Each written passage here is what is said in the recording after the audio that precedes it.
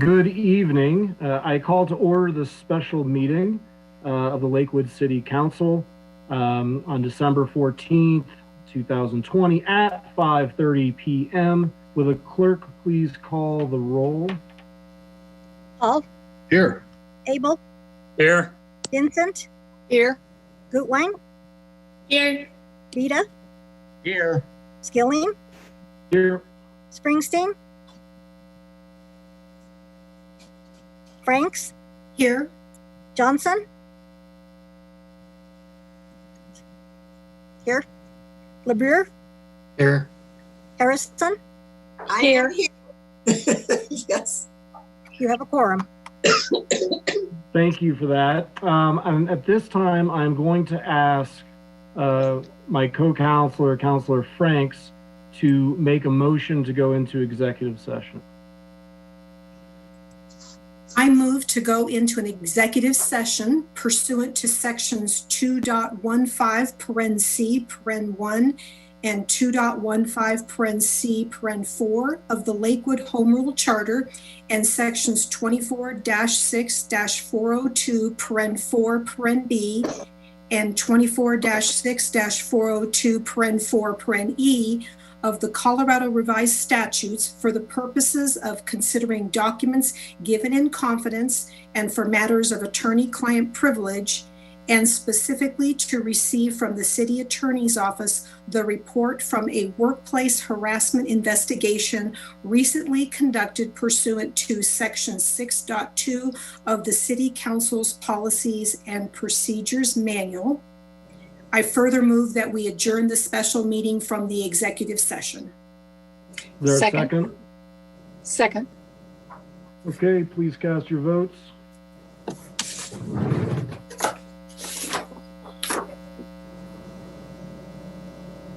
Okay, and that passes 10 ayes and 0 nays.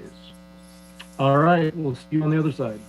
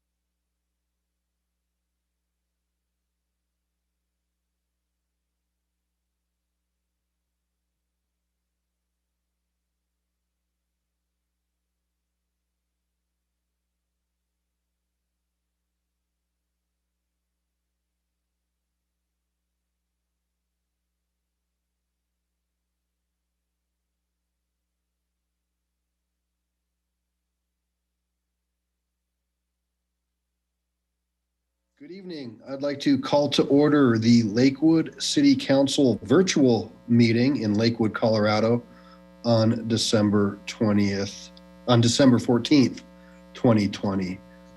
Madam Clerk, will you please call the roll? Paul, Here. Abel, Here. Vincent, Here. Goodwine, Here. Vita, Here. Skilling, Here. Springsteen, Here. Franks, Here. Johnson, I am here. LeBure, Here. Harrison. Here. You have a quorum. Thank you very much. I'd like to welcome all those who are watching or going to tune in at a later date. This is, if you can believe it, our last meeting of 2020, and quite a year it's been.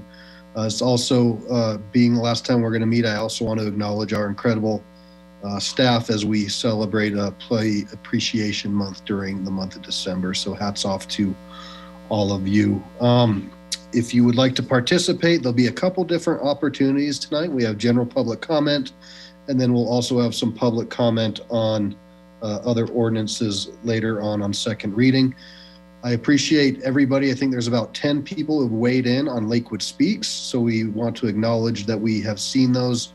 It does look like there's one council member who has not read that. I don't know if they weren't able to log in, but it was showing just 10 out of 11. So if you do have a chance to catch up on those, you can breeze through those rather fast as we are preparing for the rest of the meeting. The phone number tonight for public comment is 1-346-248-7799. Webinar ID is 915-0583-4186. You'll press pound after entering that webinar ID and then pound once more to join. *9 raises your hand to speak, and then we will ask you to unmute when that is your turn at *6 to unmute, and you'll have your 3 minutes. So I ask that you please join me in the Pledge of Allegiance. We'll also have a moment of silence, and as this is a challenging time, we remember all those out there who are struggling and in need, as well as our frontline workers who are trying to help keep us all healthy this year.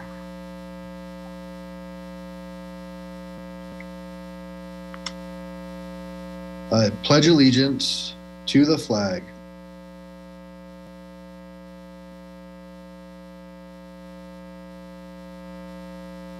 one nation, under God, indivisible, with liberty and justice for all.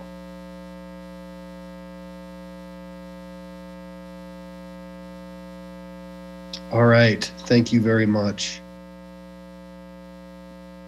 So we will go right into public comment, and I will also mention, as we have done over the last few weeks, under general business, we do have the extension of the emergency declaration, which, as you know, continues to be incredibly important as we are facing the COVID-19 situation, and this will continue to allow us to collect funds if needed, have special meetings, all those sorts of things, be reactive and nimble accordingly.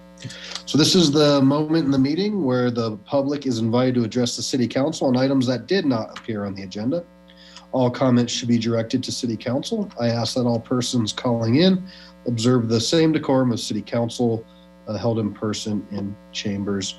Again, I read off the call-in numbers. There'll be 3 minutes. I'll ask you to give your name and ward or name and address, and we'll start. I'll give you a 30-second time check and then ask you to wrap it up when your time is done.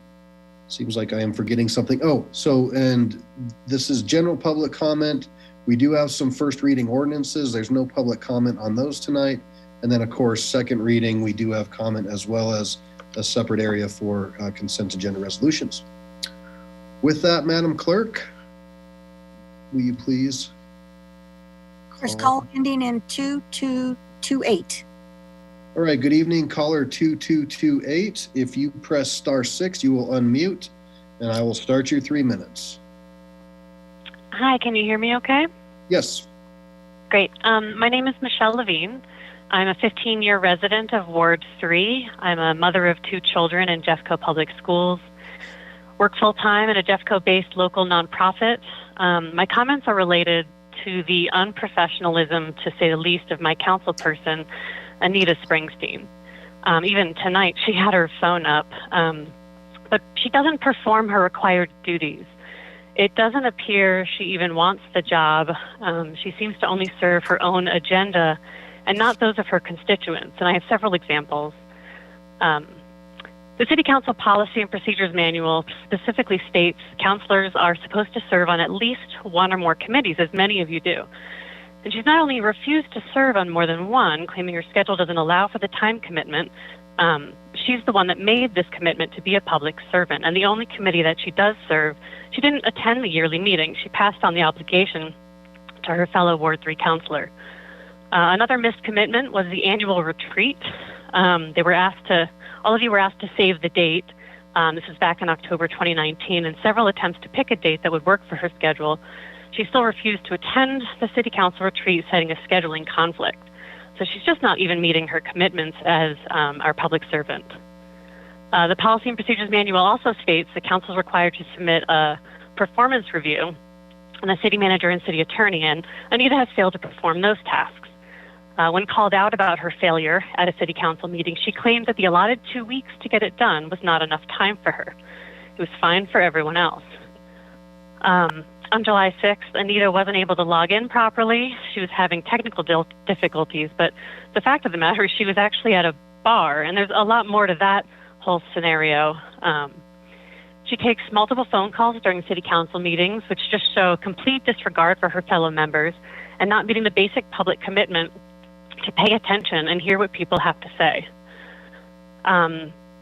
When it's time for her to provide her community update during the city council meeting, she never talks about Ward 3. She talks about herself and the work she's doing to ban ketamine, an issue that is important, but really it's due to the fact that her boyfriend was arrested for harassing a senior center. And she has even yet to release the full details of that incident. Elijah McLean was a sweet, innocent young man with a bright future whose life was destroyed. He was a victim of systemic racism. Elijah was not victimizing other like her boyfriend. He was a victim, and using his name in connection with her boyfriend's harassment of essential health workers, and treating it as the same situation. And this is where she lied to the police. It's just unconscionable. Anita doesn't use her time to represent this ward, but to decry the treatment of those within her close circle. Okay. And as a constituent of Ward 3, and these examples show a pattern of her behavior. Can you wrap up your comments, please? Oh, sorry. Did I miss the 30-second mark? Yep, you did. Oh, sorry. Okay. I think you get the gist of it. I'm just extremely disappointed, and there's so many examples. I've tried logging in several times, but I'm still new at this. Okay. So there. Thank you for your time. I appreciate it. Thank you. Okay, thank you. Madam Clerk, next, please. No one else has their hand raised. Okay. Before we close public comment, is there anybody else? If you would like to speak, please press *9. Again, this is general public comment, *9. Okay. I will close public comment and I will move on to item 5, which is an executive report. Ms. Hodson. Okay, thank you. Yes, good evening. Just a few things this evening. First, I want to announce reluctantly that I have received a notice of retirement from our IT director, Mark Prey. So he will be leaving his employment with the city, and that takes effect on January 4th. So we'll be looking for a new IT director in the near future. We're gonna have a whole new team pretty soon here, it seems. Okay, to give you the update I typically do as it relates to COVID-19 and the impact on City of Lakewood employees. The update today is we have only 5 that have tested positive, which is better. Last time we had many more than that. And we have 20 employees who are out on quarantine because of exposure. So that number's really dropped for us. If you'll remember, I believe at our last regular meeting, the number was much higher, closer to 70 total. Real briefly, we've got a few Just a few bits of information as it relates to our recreation centers. And I'll really just refer you to the website. There's a lot of cool holiday programs that we're holding for Lakewood Ageless, which is code for Clements Community Center. Lakewood Ageless, isn't that a nice way to put that? There's lots of holiday events. There's a Broadway screening of the show Holiday Inn. There's a virtual snowflake embroidery class, all kinds of cool programs, quilting and leatherworking. So please refer to our website and look up Lakewood Ageless for our Ageless programs hosted by the Clements Community Center. And finally, we're seeing a real increase in the users over at our recreation centers. So this is a question that's commonly asked during every holiday. Yes, the recreation centers will be closed on Christmas Day, and on Christmas Eve, Green Mountain Recreation Center and the Lakewood Link Center will be open. So if you want to work out on Christmas Eve, go to Green Mountain or Lakewood Link, and you can look at the website for specific information. Two more things. A few of you have asked for an update on our body camera program that was voted into law by Senate Bill 217. So here's an update. The personnel in the police department are currently testing 2 different camera systems, and those tests are being held during our training exercises to see which systems seems to work best for our sworn personnel. We'll be making the selection of the qualified vendor, and our plan is to have implementation by March of 2022. March of 22 will be implementation time. So if that changes, I'll make sure to update you, but that's our plan, 2022. And finally, retail marijuana. A few people have asked about that. As you know, the citizen-initiated Retail Marijuana Ordinance 2B was passed by the voters in November. The ordinance allows current medical marijuana businesses operating in good standing to apply for a retail marijuana license. So we have a multi-departmental team that's been working on the actual implementation of this new law. And without going into a whole lot of detail, applications should be available by the first of the year. So that's the time frame for retail marijuana. This particular task force, internal task force, is being headed up by our own Ben Goldstein. So thanks, Ben, for all the work that you're doing on this job. And with that, that concludes my report. Thank you. Thank you, Ms. Hodson. Appreciate that. All right, next up, we're going to do the extension of the emergency ordinance, which I will turn to Mayor Pro Tem Skilling to make that motion, please. Mayor, do I read it that the posted date was December 28th, and if it's going to extend out to January 11th, which would differ from what was in the packet, should we amend now, or should I read it and then amend, or how would you like to handle it? It's a great question. Mr. Cox, would you like to give your guidance? Yes, this came up between meetings and wanted to make sure we had the correct date. Now that there is no meeting on the 28th, it should reflect the 11th. I thought perhaps a revised version had been sent around, but the only thing that would change would be the date for the extension, which would be to the next regular meeting on January 11th.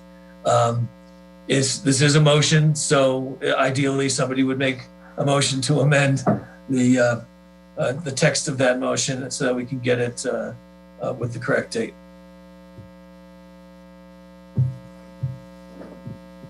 Yeah, it comes about just because the online packet version that's been out there says the 28th. So I can make a motion to amend the packet to show January 11th instead of December 28th. Yeah, so just go ahead and make the original motion as is. We'll get a motion in a second, then ask for an amendment to the January 11th, 2021. And we can go there. Will do. I move to extend the declaration of disaster in the city of Lakewood, Colorado, resulting from the coronavirus COVID-19 pandemic, pursuant to section 1.27 of the Lakewood Municipal Code, originally declared by proclamation of the Lakewood City Manager on March 17th, 2020, extended by majority vote of the City Council on multiple occasions, and by this motion extended again until December 28th, 2020, unless earlier extended or terminated by the City Council. Second. Okay, we have a motion and a second. How about an amendment? I move to amend the motion. Hold on. I don't think you can do that. I think I can amend it, can't I? And let's just. But I second. Okay, we have a motion and a second. If somebody else would like to just make an amendment to change that to January 11th, 2021, please. So moved. Okay, thank you, sir. Is there a second? I second. Second. Okay, this is a motion and a second strictly on the amendment. Motion and second on the amendment to January 11th, 2021. Please cast your votes. And that passes 10 ayes and 1 nay, the nay being Councilor Springsteen. All right, Mayor Pro Tem, would you like to make a motion as amended? I move for the adoption of the emergency declaration as amended. Second. Motion and a second on the extension to finalize that to January 2021. Please cast your votes. And that passes 10 ayes and 1 nay, the nay being Councilor Springsteen. Okay. Next up, we have the consent agenda. The use of the consent agenda has been made to expedite council action. It contains both resolutions and first reading ordinances. Resolutions are items of a routine nature. Members of the public will have an opportunity in a moment to comment on any of the proposed resolutions. First reading ordinances, which we have one, appear on the agenda only for the purpose of setting future public hearing dates and ordering the newspaper publication of the proposed ordinance. No public comments will be heard this evening on first reading ordinances. The public will have the opportunity to comment on the proposed ordinance at the date during the scheduled public hearing on the date set tonight by council. Any member of council may request an item on the consent agenda be removed for separate discussion and action under general business. Will the clerk please read the consent agenda into the record? Item 6, Resolution 2020-48, establishing certain fees for the City of Lakewood for flat fee building permits, building plan review, and inspections.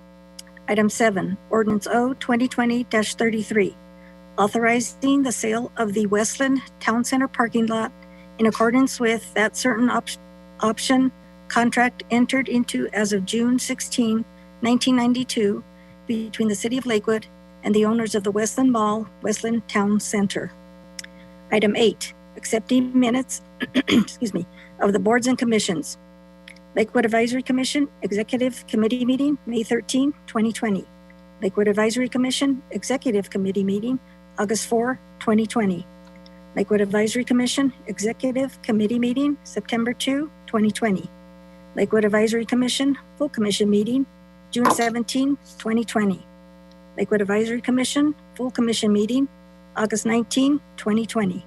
Lakewood Advisory Commission Full Commission Meeting, September 16, 2020. All right. Let's see. I'll now open the public hearing on the resolution listed, which is item 6, Resolution 2020-48. Madam Clerk, is there anybody who has indicated if you'd like to speak to the resolution, please press *9. No one has their hand raised. Okay. I will close public comment and ask Mayor oh wait, hold on. Councilor Johnson, your hand is up. Thank you, Mayor. I don't know if this is the appropriate time or not. I just wanted to make a small comment about item 17. Would you like me to go forward with that quick comment? 1 second here. I'm showing item 17 as. Oh, excuse me, item 7. Okay. This is just for scheduling, so. I understand. You could pull it, and we could have it under general business. If it's just a quick comment, could break protocol for that, and Okay. just in light of trying to move through the agenda tonight. Thank you. I appreciate that. The Westland parking issue is complicated, and we do have a fiduciary responsibility. Prior to second reading, I believe that council needs to confer with our city attorney to understand the nuances and what we are really going to be voting on. That's all I'd like to say about that. Thank you for allowing me to do that. Yes, ma'am. Okay, so Mayor Pro Tem, will you please make a motion for the consent agenda? I move for the acceptance of the minutes of boards and commissions, order the ordinance introduced on first reading to be published in the Denver Post with public hearings set for the date included in the ordinance, and for the adoption of the resolution, all of which are included in the consent agenda items introduced into the record by the city clerk. Second. All right, we have a motion and a second on the consent agenda. Any discussion? Okay, seeing none, please cast your votes. And the consent agenda passes 11 ayes, 0 nays.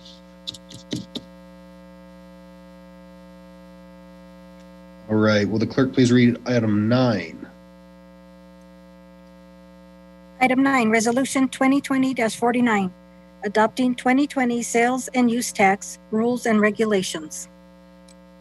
All right, I'll now open the public hearing on this resolution. If council remembers, we had quite an extensive study session on this, and I do believe Budget and Audit also met on this numerous times.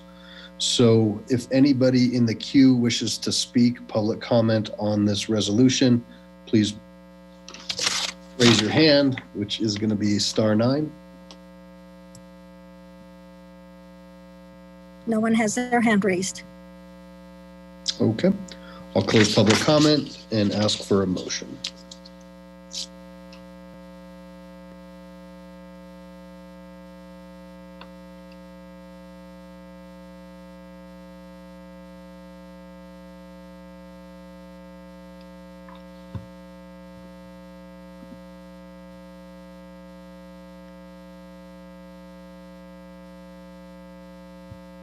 Mayor Pro Tem Skilling, are you okay? I'm back. I was disconnected. I'm now back. Somebody was using the microwave in my house. So that's no joke. That's what happens. Sorry, where were we? Could you please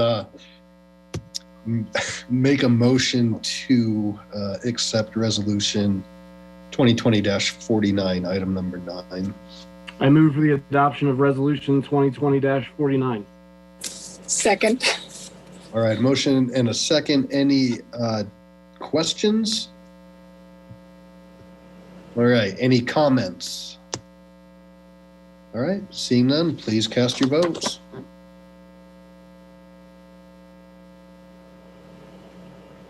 And that's going to be 11 ayes and 0 nays. The clerk, please read item 10. Item 10, continued resolution 2020-45, authorizing allocations for 533 Van Gordon Street, Lakewood, Colorado. Right, I'll now open the public hearing on item 10, resolution 2020-45. I will also again note that the record that we do have 10 comments, one that was actually under general comments on Lakewood Speaks and 9 others related to this. So I will go to anybody in the queue wish to speak on this item, please press *9.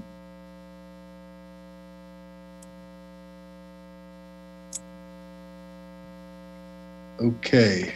Anything, Madam Clerk?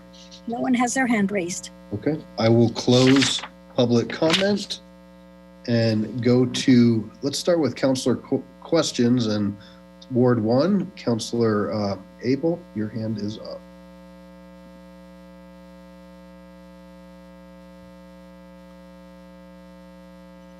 You're muted, Counselor. Thank you. I also have a lap full of documents. The request here is for a allocation of the final allocations in a leftover pool, surplus pool. There is a possibility that could change. My concern is not about the allocations, but about the banking. Our ordinance 14.27.090 says that acquisition of the final remaining allocation by a banking plan for a specific project during the surplus pool shall trigger the expiration of the banking plan at the end of the first allocation period of the following year. We have a 3-year banking plan in front of us. 14.27.090 says that if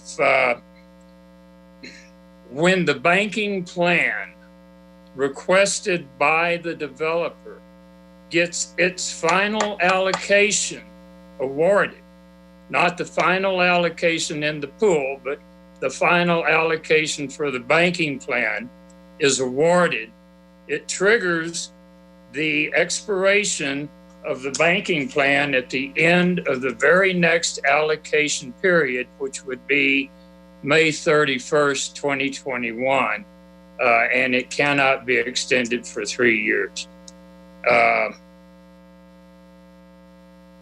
The banking plan is my single concern here. The allocations meet the intent of SGI and meet the wording that anything left over can be claimed for use in a specific project, but the acquisition of the final allocation for that banking plan, not the final allocation in the pool, final allocation for the banking plan requires the expiration in a year or in 8 months. Is what it breaks down to between now and the end of the first allocation period.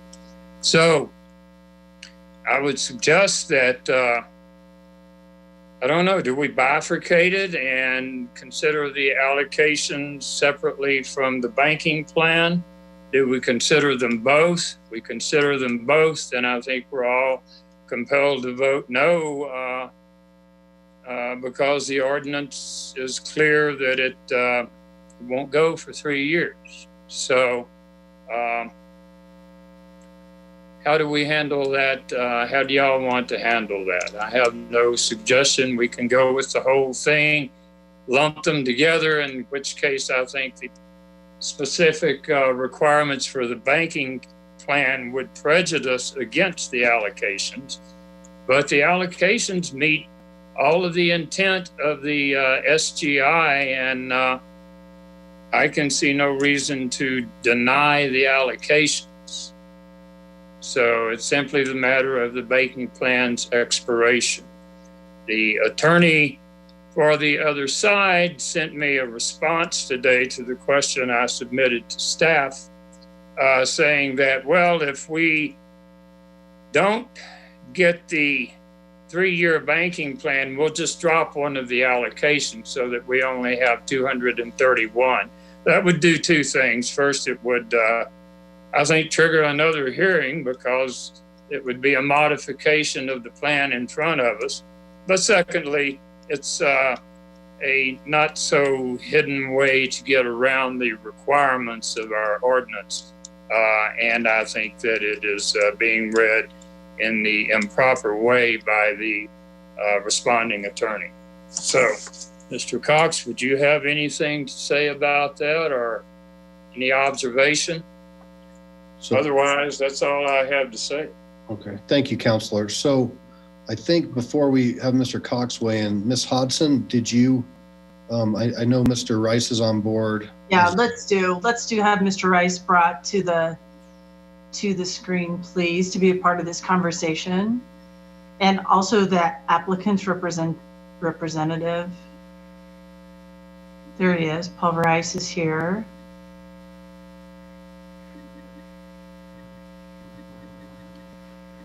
And also, Paul, do you want to introduce the representative so he can be a part of the conversation? Right. We have, so I'm Paul Rice. I'm with the Lakewood Planning Department. Brian Balatovich, who is with Consolidated Investment Group, is, I believe, in the waiting room as well as Brian Connolly, who is a legal representative for CGI. So if you have questions of them, they'll be more than happy to answer questions for you. Do you have a question specific of me? I think the applicant had some comment on the allocation request. Is there a question directed specifically for me?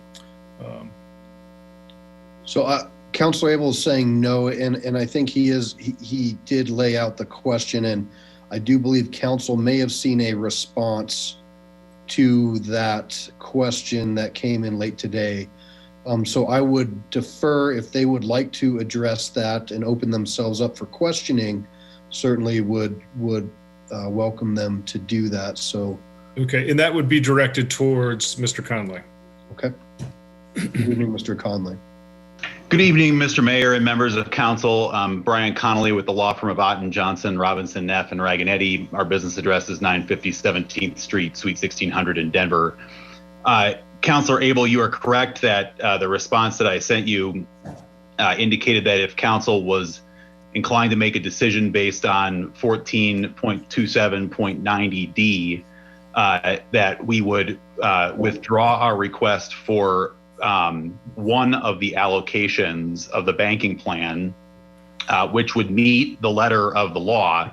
But the response that I sent you before getting to that issue noted that in section 14.27.100, the preamble to that section starts off by saying, notwithstanding any other provisions of this chapter, the period of validity of an allocation may be extended through, and the allocation may be used in subsequent allocation periods upon approval by the city as provided in this section.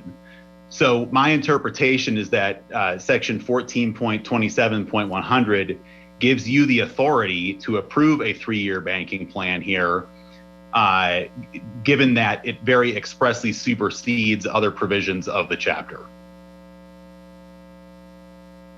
Councilor Abel, do you have a follow-up? I think you're muted, Counselor. At very 14.27.090 addresses specifically the issuance of allocations in the surplus pool. The section that the attorney is referring to is not tied to the allocations in the surplus pool. Therefore, 090 is more specifically targeted at the question at hand, what happens with the remaining allocations. And I think that the attorney's confirmation that yes, they would drop one to try to meet some, they would drop one allocation to try to drop some contorted reading of 090 shows that it's fairly disingenuous. And if they would just attempt to live within the bounds of our ordinance, there is plenty of room to accommodate these allocations. It is certainly a contortion to say, well, we'll just drop one and then fit in under the wire. And we can therefore subvert the intent of the ordinance and the specific language in 090. So that's where I stand at the moment. Great. So let's just try to keep this conversation elevated and cordial. We're all being civil, I believe. Yeah, we can do without the sidebars though on what people are or you think people are doing. Just please, let's try to keep Mayor, this productive. So, Mr. You're trying to interject something into this discussion that's not there. Thank you. Just saying, let's keep it civil and respectful. Thank you, sir. Remember that. Mr. Conley, do you have anything that you'd like to address on that? Yeah, I mean, the only things I'll say is the rule that the specific controls the general would apply if there were a direct conflict between the two provisions. And there's not a direct conflict because section 14.27.100 says notwithstanding any other provisions of this chapter. So there's an express intent to supersede other provisions of the chapter. I would also point out, respectfully, Councilor Abel, I mean, the last sentence of 14.27.90D says acquisition of the final remaining allocation by a banking plan for a specific project during the surplus pool shall trigger the expiration of the banking plan at the end of the first allocation period in the following year. It says the final remaining allocation. And so we have indicated that if this is a basis on which the council is concerned with this application, we're willing to drop our request for the final remaining allocation. Thank you, Mr. Connolly. I'm going to go to Mayor Pro Tem Skilling. And I know Councilor Beta, I did see your hand up, sir, and I don't know if it went back down, but yours might also be procedural. But please, if you want to raise your hand again, that'd be great. Mayor Pro Tem. Thank you, Mayor. I did have it up and I brought it down. I wanted to see where the discussion went first. Thank you. Yes, sir. Mayor Pro Tem. So I do have a question for the applicant on what was just stated. Wouldn't another reading of that, and perhaps a more reasonable reading of that, be that the final remaining allocation refers to the final remaining allocation within a banking plan, meaning you have fulfilled the entire banking plan of your project, not the final allocation that's available for the year, right? Isn't that the reading that would be more reasonable? Yes. Yeah. Yeah, that was what we were just saying. Yeah. Yes, I would agree. Sorry, Brian, but yes, that's what we were saying. Like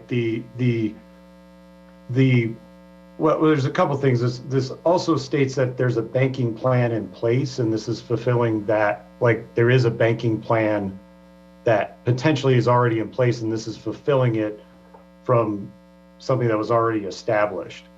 So we're asking for a banking plan for what we're requesting in the surplus pool. So there isn't a banking plan in place at this time. Okay, thank you. Yeah. Councilor Springsteen.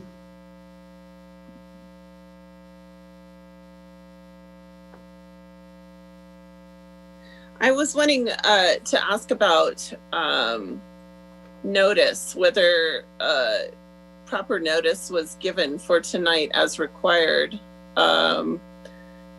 This was noticed for November 23rd and not for December 14th. The notice was not placed on the property, was not in the newspaper, and no evidence of a letter being sent to the neighbors or the neighborhood organizations has been produced.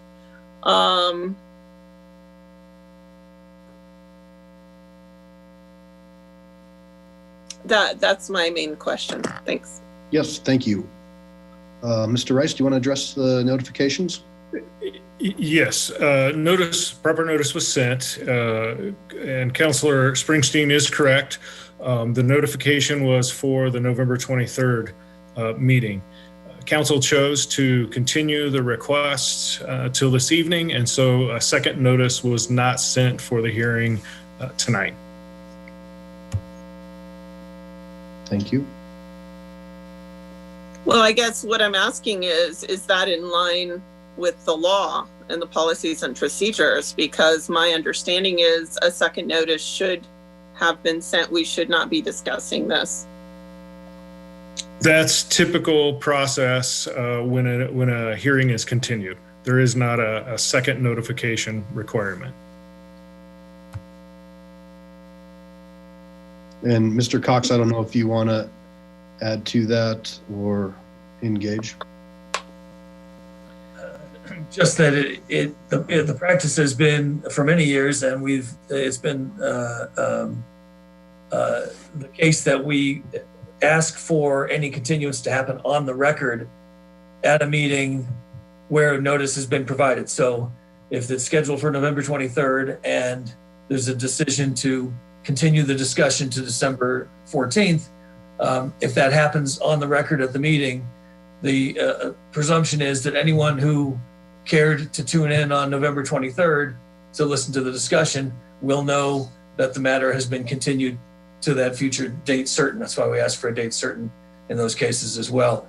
When you don't have a date certain is when it's necessary to renotice and republish and take those steps that would be done in the first instance. So if in fact it was continued on November 23rd to December 14th, that would be within the regulations. Thank you.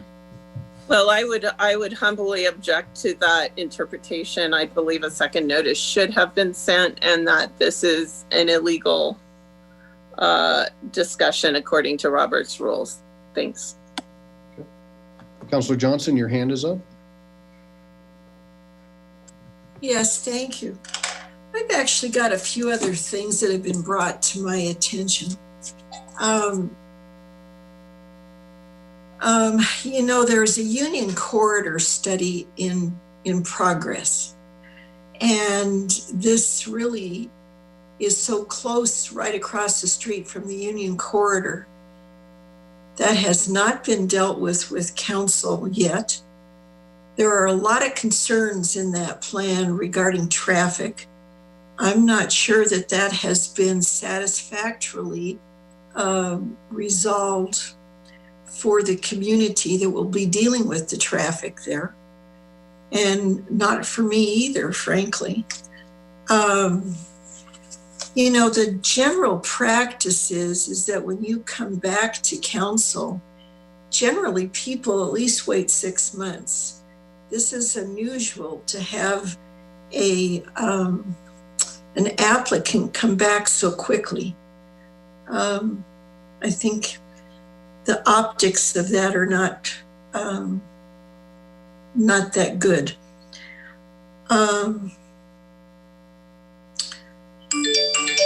And it is troubling to me that it actually was not in the Denver Post, even though you don't have to apparently have a second notice.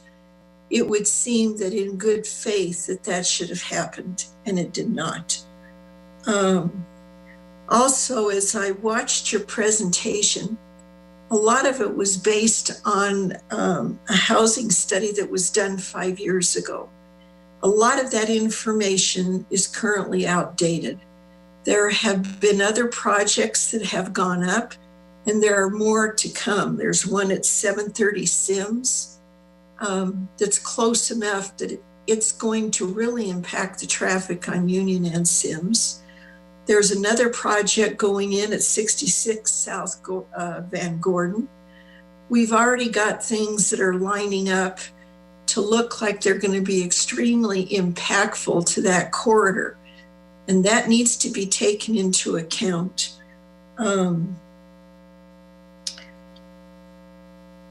Let's see here.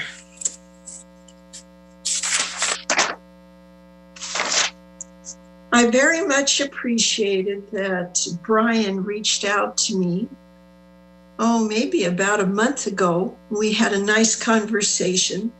I had many questions and he answered them honestly. I did take notes, And a few of the things that came out of that is that he said that the building could go to 4 stories. That's what I was told. He also acknowledged that they had not met with the neighborhood, and they wanted first to have the banking plan, and will then talk with the people after the plan is in place. Personally, I think that could be improved on. He said that as far as a community need goes, they did a market analysis several times. I'm not sure that that was actually part of their report. He said, we are developers and want to build where there's a need. That is debatable according to the community that is going to be impacted by this building. Let's see here. Councilor Johnson, do you have some questions that we can get addressed before we go to comments? Yes, I'd like to have him address the comment regarding it could go as high as 5 stories. I'd appreciate it. Great, Thank you. Yes, I did say that. Our zoning, the in-place zoning does allow for, it's actually 4 stories. It's based on a height limitation, not necessarily the number of stories, but it equates to roughly 4 stories. So yes, that it can go to 4 stories. It was said 5. No, sorry, it's 4. It's 4. It's 4. Yeah, my apologies. It could go. Yeah, it equates. It's a long calculation, but that's what it equates to. And you know, we did have that long conversation. It was very good. I appreciated your time. But I do want to also just point out that all those things are not actually part of the criteria for awarding the allocations, at least according to 1427. It is, in this particular case, strictly that allocations are available. And I do want to touch, Councilor Abel, that we're not trying to go around the system. I think we're learning what the system is as we go. I don't think everybody's agreed that it is clear. You know, if we knew that the interpretation from everybody on the surplus pool item D was that we needed that, we could have done our allocation request minus the 1 allocation, you know, the first time and go through. That wasn't what we interpreted it. We had looked at the banking of allocation section and said that we could make the request and do it that way. So we are trying to follow what is said and go by what is in 1427. Not again, I don't think we know enough of how to circumvent it. We're trying to go with it and learn with you guys of how it's going to be interpreted. I think one thing to point out is in any effect, I think one of the main purpose of 1427 is to keep, as it's stated, to keep growth under 1%, and our allocation request does that. It keeps it under it, which I think is the main point. There's nothing in there that says, you know, prevent projects over 40 of that's a criteria for this. It's in this case if it's available. So we think we're keeping with the purpose and intent of this, and we're not trying to we're trying to work with it and figure out how it works. So so I just want to say that that's not what our company's like. That's not what we want to do. We're kind of learning with you guys. So. Councilor Johnson, another question, please. I just want to say I appreciate your follow-up comments. And although the things that I stated that were told to me are outside of the allocations, they speak to the character of the company. Mm-hmm. And when I was told it could go to 4 stories, I think that speaks what the potential is that you'd be looking at, frankly. Thank you. Right, Councillor Gutwein. Thank you, Mayor. I would love to understand from our city attorney a little bit more about how the surplus pool section interacts with 1427.100, the banking of allocations. We have a couple of interpretations on the floor here, and I would love your perspective. Yes, thank you. I did pull those sections up to take a look at them here, and 090, which is what Councilor Abel has been referencing, is with regard to the surplus pool specifically in subsection D, and it has the limits that were discussed in that section. What Mr. Connolly is saying is that you go to the next section, and right there is the catch-all exception, that there are provisions set forth presumably, and I haven't gone through it lately, but presumably in the other earlier sections of the ordinance, there may be other limits on numbers of that sort, and 100 is there to say that even though we said the limit is X in the section above, this section provides for a process by which an applicant can seek to exceed that time frame or that number, and it lays out the process where council gets to make that determination. So, in a sense, they're both right. Councilor Abel correctly read 090 to place limits on the surplus pool, and Section 100 is not specific to the surplus pool, but it is a broad exception intended to be used in perhaps a number of circumstances.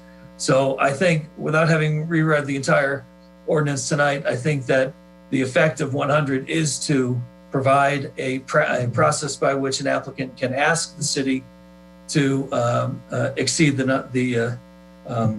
numbers contained in 090 above. So I do think that is a possibility if that's what the applicant was looking to do. Thank you. Okay. So Councilor Abel and then Councilor Springsteen. I just wanted to reiterate that I don't have a problem with the way we're handling the allocations. Question is about the wording of the banking system. The specific in this case is 090, and the general in this case is 100. So in this case, you would follow the specific language that addresses the banking plan as opposed to allocations in general. So I would stand by the language in 090, and its direct and more specific applicability to the conversation we're having. Councilor Springsteen?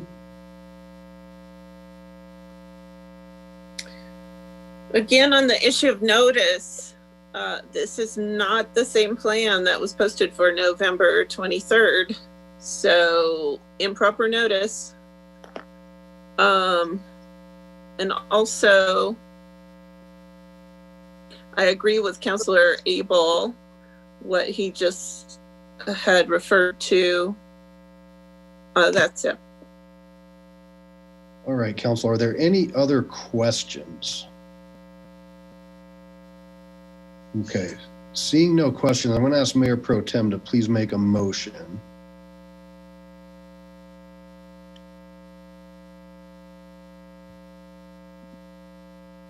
Okay. I move for the adoption of Resolution 2020-45. Second. All right, we have a motion and a second. Any comments? Councilor Bida. Yes, thank you, Mayor. Can you hear me all right? Yes, sir. Okay, one of my concerns, a big concern on this, is that this matter was litigated a couple of months ago. This very case, some slight variation thereof, but it was litigated and it was decided by full council, and it was the application was rejected. Now here we are back again. During the Hanukkah season, just before Christmas, asking to go ahead and reconsider this. And there's a concept I think that I'd like to point out to my co-counselors. And I'm sorry to go Latin on you, but bear with me. It's a concept that we call res judicata, and what that in the legal world, and it means that this matter has already been judged. Literally, that's what it means in Latin. And what that concept does in the legal world is that it acts as a bar to coming back and relitigating the case over again. Once it's been decided, it's decided and it's done, and we move on. And that may seem harsh sometimes, but it really isn't, because if you think about it, there's always two sides to a case. And if you allow a party to keep coming back and relitigating, the other side, the party that's opposed, has to keep coming back and litigating it too. And it's already, that's not fair to have to keep doing that. And that's the case here. And in this case, we're talking about the public. We're talking about our citizens. And they're having to come back and relitigate this when they've already done it once and a decision was rendered. So I have some real concerns about that. And I'll say to you, not that this rule of law does not apply specifically here, and I'm not saying that, but I'm saying the concept is a fairness one, and that fairness concept certainly applies here. And I would point out to you that I think that it's fairness. That's what we're really talking about. And let me look at my notes here. I wanted to make another point. I realize there's nothing in our rules that I know of that allows the applicant to come back, and in this case, in a matter of weeks, again, and relitigate this. There's nothing that allows that. And I acknowledge that there's probably nothing that prohibits it either that I'm aware of. Maybe our counsel can enlighten me on that, but I think I'm right on that. Nevertheless, it's a fairness issue, and I think for that reason, this needs to be denied. We've got to set a precedence here. Otherwise, this is going to be coming back on us more and more as we deal with cases under SGI 200. That's all. Thank you. Great. Thank you, Councilor. Councilor LeBeer, your hand was up, but it's down now. So. Oh yeah, sorry about that. Yeah, I was just going to add that I think one thing that seems more apparent with this discussion is just that there's a lot of gray in this law. And we already knew that, even though we didn't make a lot of changes to it. And I think, this is just more clarity for me that there are a lot of opportunities to improve on this. And I think Councilor Bita just brought up one point that potentially would be ripe for something like that in the future. The other thing I was going to mention is just the way I read 14.27.100 is I'm focusing pretty heavily on the word notwithstanding, which I think is not a very clear word maybe to a lot of people, but when I read notwithstanding, I usually read in spite of any other provisions of the chapter is sort of how I read that. So to me, I think this is something that we're able to do if we so choose to, and I'm happy to just take a vote on that at this time. Thanks. Thank you, Councilor. Mayor Pro Tem. I just want to go back to what Councilor Abel had started with, and he made a fairly clear set out what the issues were, and it's if you follow the black letter of this chapter of the entirety of 1427, which we are reminded by our constituents all of the time that we must follow the letter of it. I think his recitation is accurate when it talks about the difference between the allocation and the banking plan. I think the black letter of the banking plan in 090D may seem to indicate that they would cannot avail themselves to a multi-year banking plan. That is certainly a reasonable interpretation, especially if you're reading, again, the black letter of it. I think that that's, in this case, that it's important that we read into that, and I'm saying that that's a way that you would read it. So I just want to circle the conversation back to Councilor Abel. There was some other comments about reasons to deny this, and I think we need to be very clear that there are reasons that we can deny it and reasons that we can't deny it. Right? So I just want to be clear that my vote will be on the letter of the ordinance and not from things that I would think are irrelevant to this conversation. Yeah, and I would just say, to Councilor Bita's point, that this is one of those things that probably, as we learn, this is the first one, this is the second one, as we learn and go through these, there may be things that we need to do in the future and may need to put some different guardrails. But to that point, I don't have a changed opinion from the first time I supported the first time. Certainly would support it the second time for the same reasons, and I'll save all the council for having to hear those. But I do start to worry, because this is a use by right, that a continued denial starts to become a takings. And I do worry about that. This isn't a rezone, this isn't asking, this is something that is already zoned for that. So that is something that puts me in a position to support it as well. Councilor Gutwein?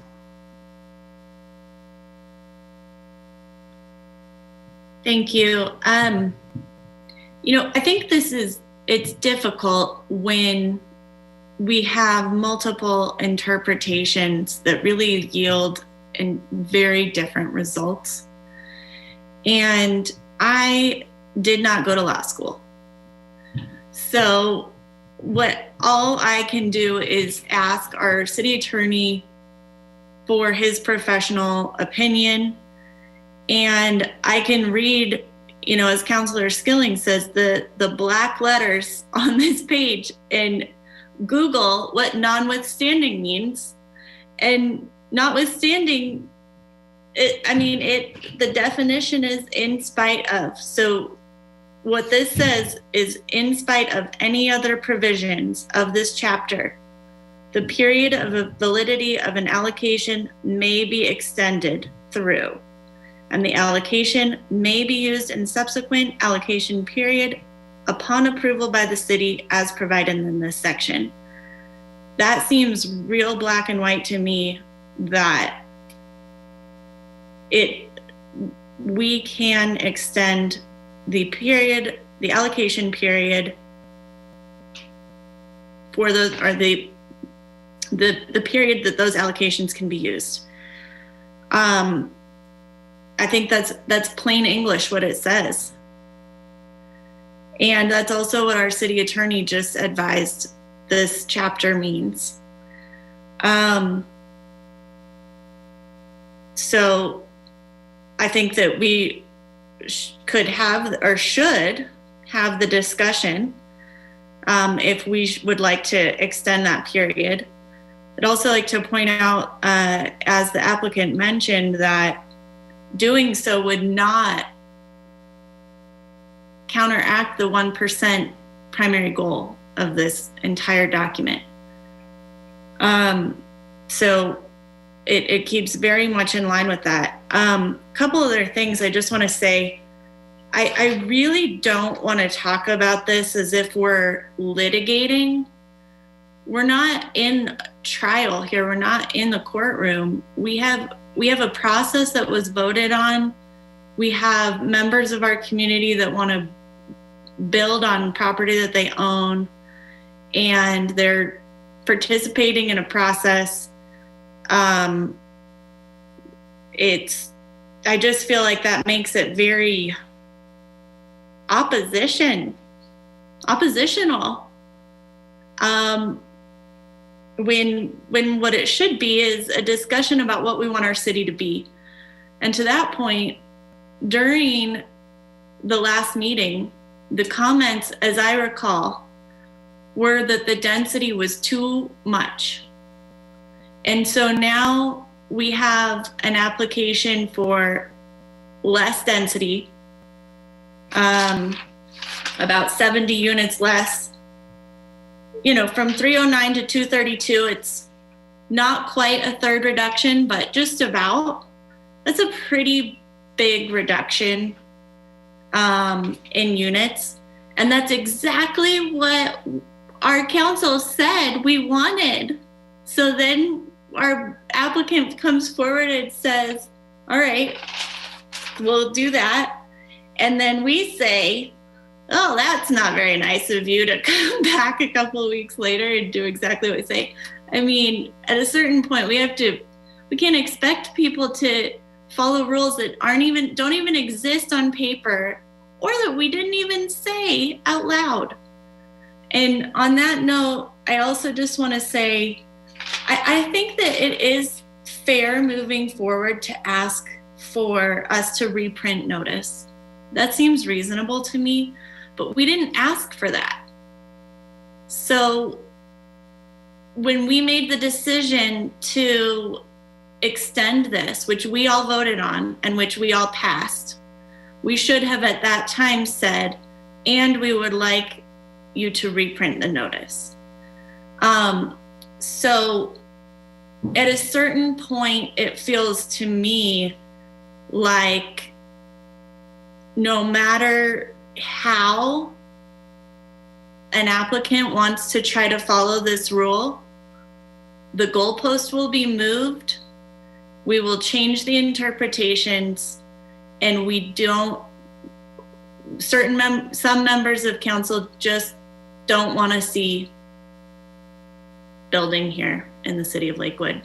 And the last thing I'm going to say about that is, man, that is just it's so frustrating when we have such challenging economic times in our city and we have businesses closing, and these are potential new customers that are going to be moving in, that will be eating at our local restaurants, that are going to be working at our local jobs, and we have blocks long lines at every place that offers free food and everything else.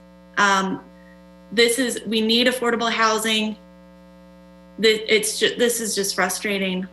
So I would support it, and I think we should at least discuss the extending the allocation period.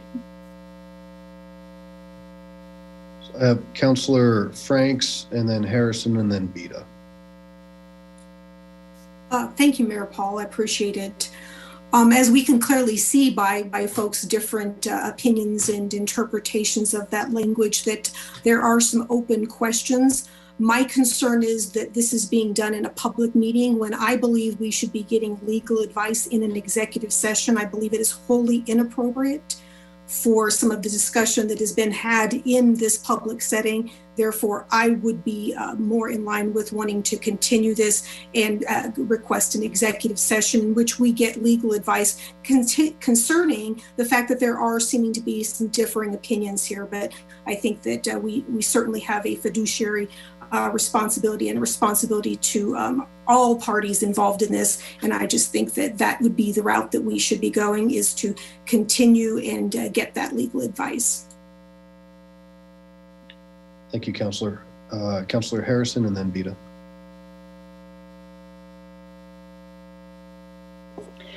Thank you. I guess I'm a little concerned about the message that we're sending here. There are our constituents that would love to have absolutely no growth in the city of Lakewood.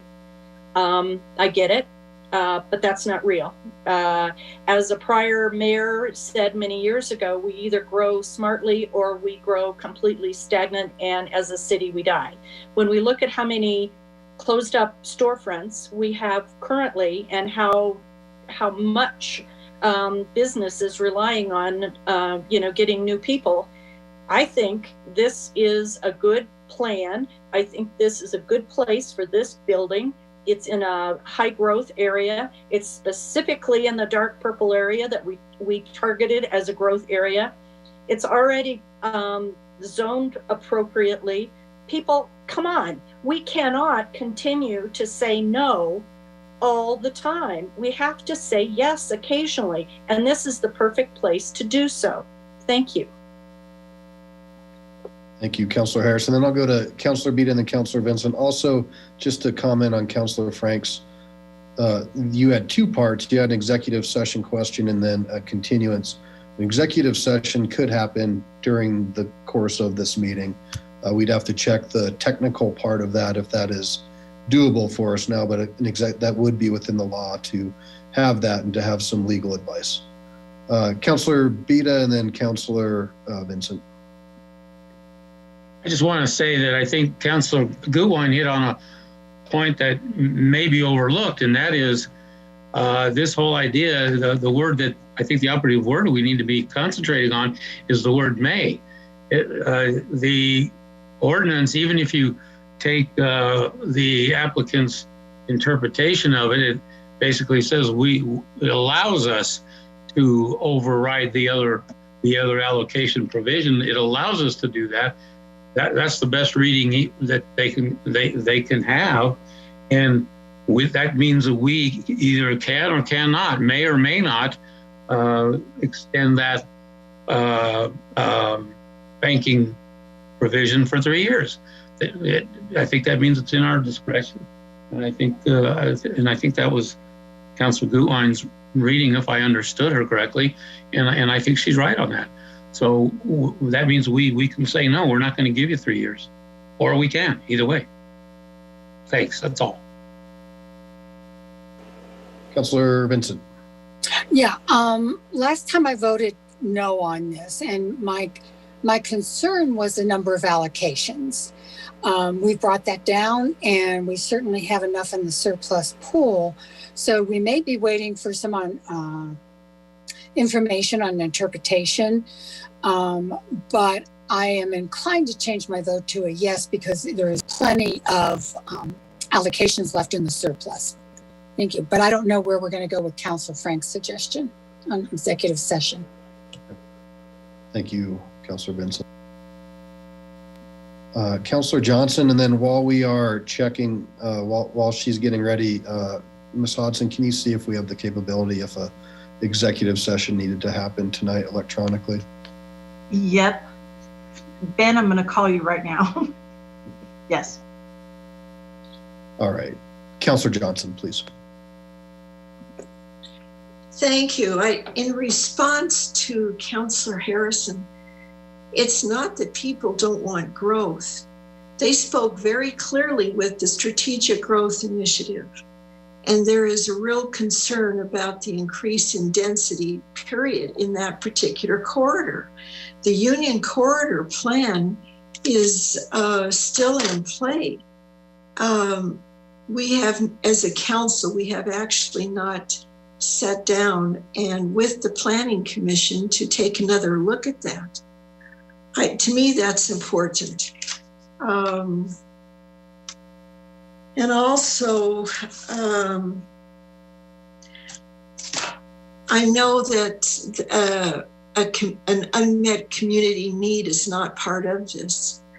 But when you look at all the new development that is going to happen, as I mentioned earlier, at 730 Sims, at 65 South Van Gordon, there's already quite a bit coming down that is going to impact that area. Traffic is a real concern for people. So is water, frankly. And I think we're going to have to be sensitive to the people that are going to be living with this. It's not in our backyards, it's in theirs. And people spoke loud and clear with the Strategic Growth Initiative. They want us to be very cognizant that although this would not overtake the 1%, I'd like to point out in 2019, in December, there were several allocations that were given, 605. We have done that weren't part of the allocation process. They came on very quickly. Generally in December, that doesn't happen. What else was I going to say? Well, I guess that's it for now. Thank you. Okay, thank you, Counselor. All right, a lot to take in, a lot of great comments, and I'm just going to give it a quick second here while folks are checking, and then certainly can defer back to Counselor Franks.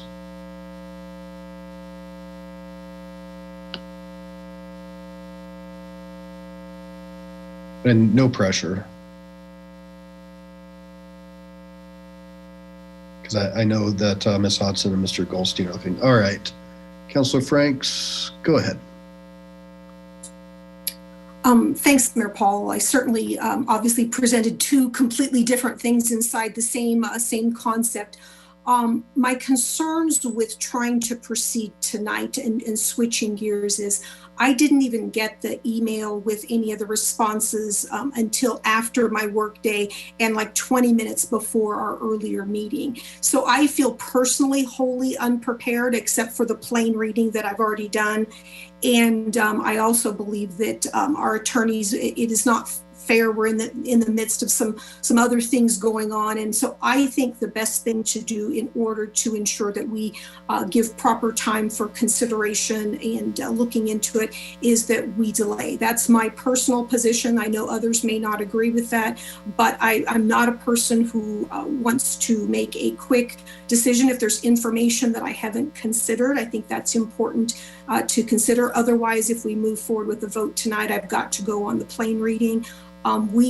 Councillor Skilling and I have really been very forthright the entire way through this, that until council decides that we're going to take a look at the ordinance and make some adjustments that we as a body believe are necessary, my job is to look at the language as it's written. And so I'm hopeful that council will agree that we can delay this and get some legal advice, not on the fly, but get some legal advice after everyone has a chance to look at all the information that's been not only discussed tonight, but that's been provided in written form. So that would be my suggestion. Okay, to that point, and I guess I'd have to throw it out there because the request has to do with things that are expiring in December. I guess, is that something we don't have another meeting this month? And so therefore that would take us into January and what that would look like going forward. Mayor Pro Tem Skilling, your hand is up. Just wanted to concur with Councilor Franks, and also that, you know, one solution, the benefit of delay is it addresses some of the other comments that we've heard about notice, whether that's a requirement or not. There's certainly an advantage to that. There's also, I assume, again, something to talk to legal about, but I would presume that if we were to do that, that in fairness, we could keep the status quo in place, meaning even though this is decided at some future date, it would be as if we were deciding it tonight, meaning that the 200 and some odd allocations would still be there to be applied for, that we wouldn't punish the applicant because we decided to delay it. But that's just food for thought.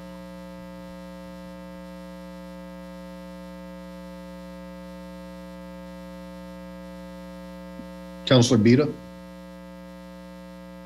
Thank you. I concur with Councilors Skilling and Franks.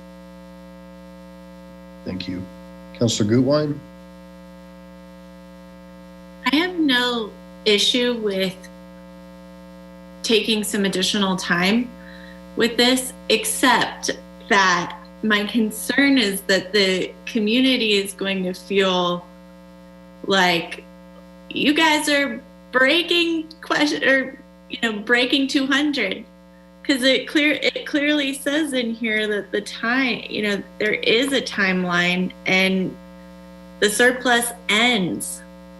So I feel like trying to explain that to the community is going to be confusing, and I feel like it is so important that we don't have any real or perceived, bending the rules on this. We have to follow it as it is.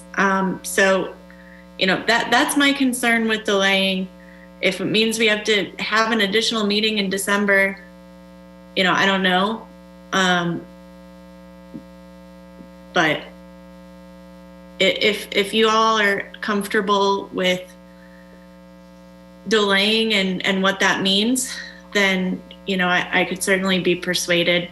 I do agree that this is complex and we do need additional information, but. Yeah.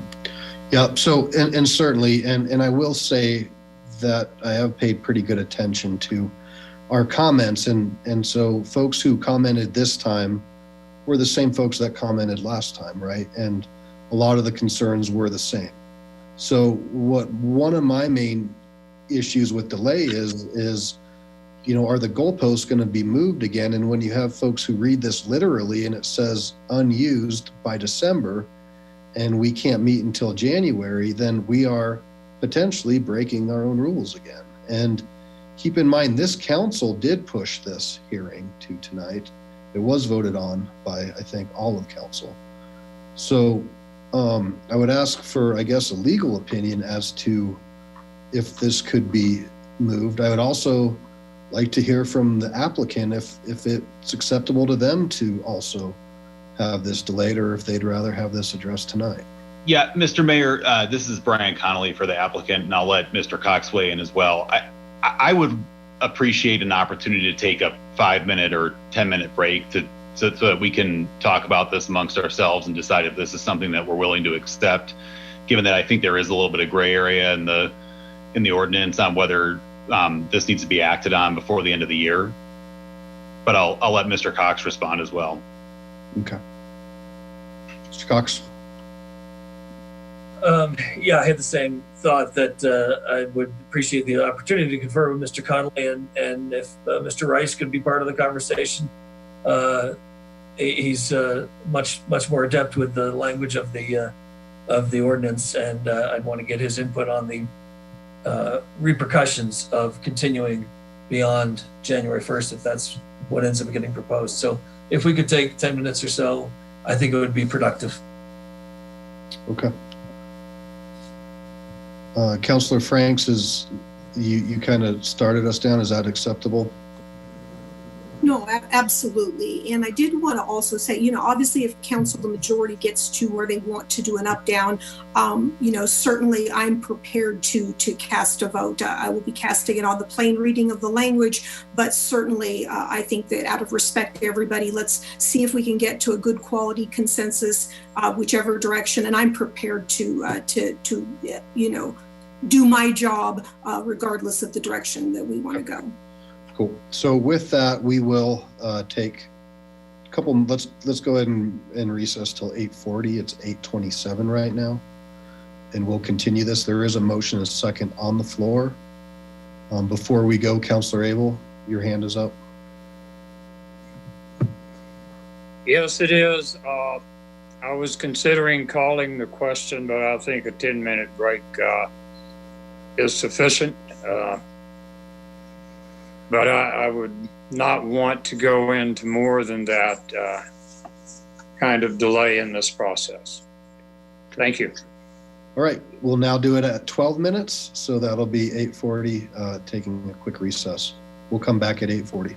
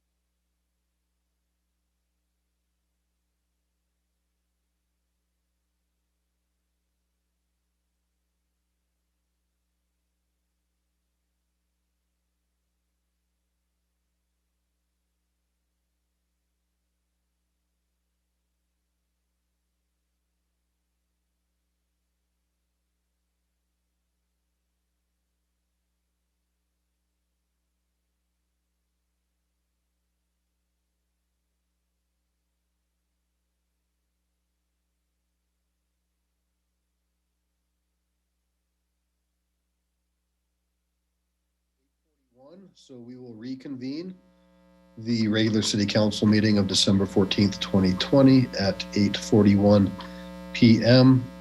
The question was put to the applicant if they wanted to postpone or not. And so I'll turn it to you and we'll go from there.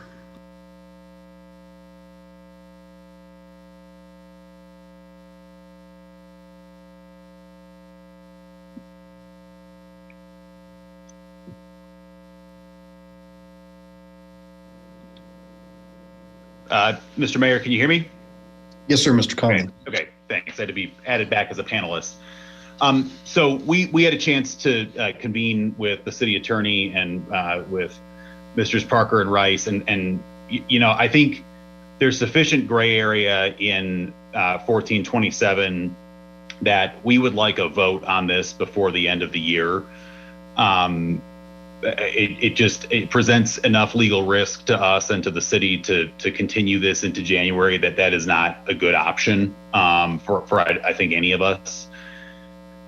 So that being said, you know, we've heard the comments about the plain letter of the ordinance, and so I think what we'd like to do is request a vote on a banking plan for 232 units and the issuance of 231 allocations this evening.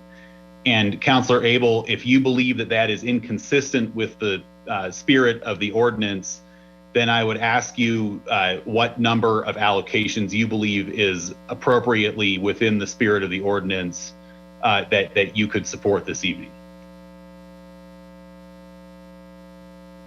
Okay, Mr. Conley, thank you. So we have a motion and a second. And I was waiting for Councilor Abel. He did put his hand.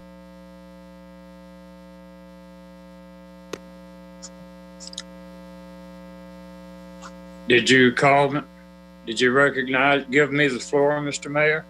Yes, sir. It's all yours. Okay. It is not, again, it is not the number of allocations that disturbs me.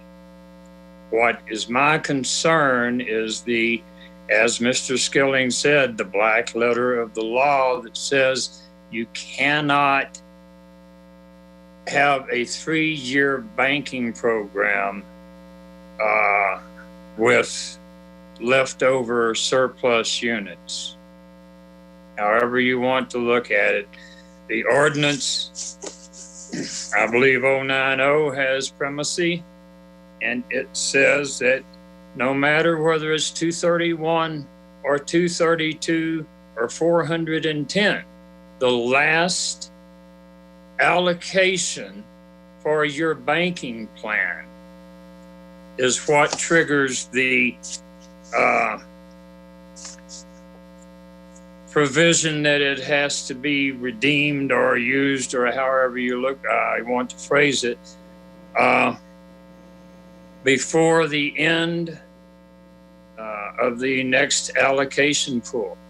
So in May is as long as your banking program can have under the black letter of the law. I hope I answered your question, sir. I'm not sure you answered the question, but okay, the answer is it is not the number of allocations that troubles me. Whatever number that is, the last one needed for your banking plan for your specific project is the trigger. That's correct. And what I said was that what we would do is ask you for a banking plan of 232 units and ask for you to vote to issue 231 allocations this evening, which would not trigger the final remaining allocation contemplated by the banking plan. Councilor, with all due respect, this project came to you earlier in the year. It asked for more allocations. You denied it then. We're back before you asking for allocations that are plainly contemplated under the law. And so if you choose to deny that, that's fine, but we would like a vote this evening. Well, that's how you read it, and I read it as not being 231 or 232, but whatever the last number you choose is what triggers the banking plan's limitation. So if you're ready, I will, I'm ready to vote. Okay. Thank you, Counselor. Counselor Johnson, your hand is up. I wanted to say we have a finite amount of time and bandwidth. And if every time we turn something down and it is brought back to us, we've got so many things going. We're setting a precedent that I think we're going to regret. Thank you. Thank you, Counselor. Counselor Springsteen?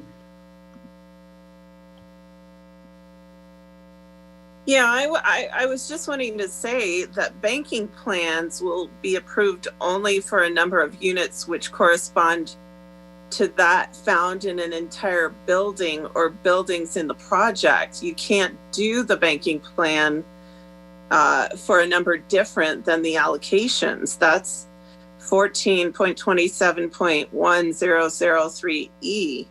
And the other thing I'd like to say is I found that quite disturbing how disrespectful Councillor Abel was just treated by these people who are wanting us to accommodate them here tonight. I do not accept that. That's not okay. Okay, so we have a motion and a second. Any more discussion? Could you please restate the motion? Certainly. So the motion is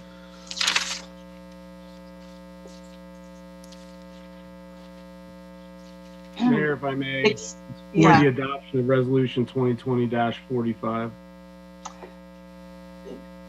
Mayor, can I also point out, never mind, I just found her, sorry. Pardon me for interrupting. and I guess Councillor Gutwein, your hand was up to the motion. So this is motion and a second. Couple quick things. Are we able to go into executive session to ask questions of our city attorney? Is that something that's still of interest or no? And can we do it or no? That's a good first question. So it is possible. So that is something that technically that we can do. Legally, it's something you can do. Okay, so is that something that would be helpful for council as we try to understand this? And then this, I guess actually I'm just going to leave it at that. But actually, to check my understanding, what we would then be voting on is two things. One would be the allocations, and then B would be the banking, or all in one? All in one. Okay. One item. Councillor Johnson. So we are going to be doing the up or down vote on the continued resolution then. Currently, that's how it is. Yes, there's a motion and a second on the current. There is an opportunity to go into executive session. That motion has not been made, and the applicant has asked for an up or down vote and not a delay going further. So, well, to be clear, what we've asked for is a banking plan of 232 allocations and the issuance of 231 allocations tonight. And to address Councillor Springsteen's concern about the banking plan will be approved only for a number of units which correspond to that found in an entire building or buildings in the project contemplates 232 units.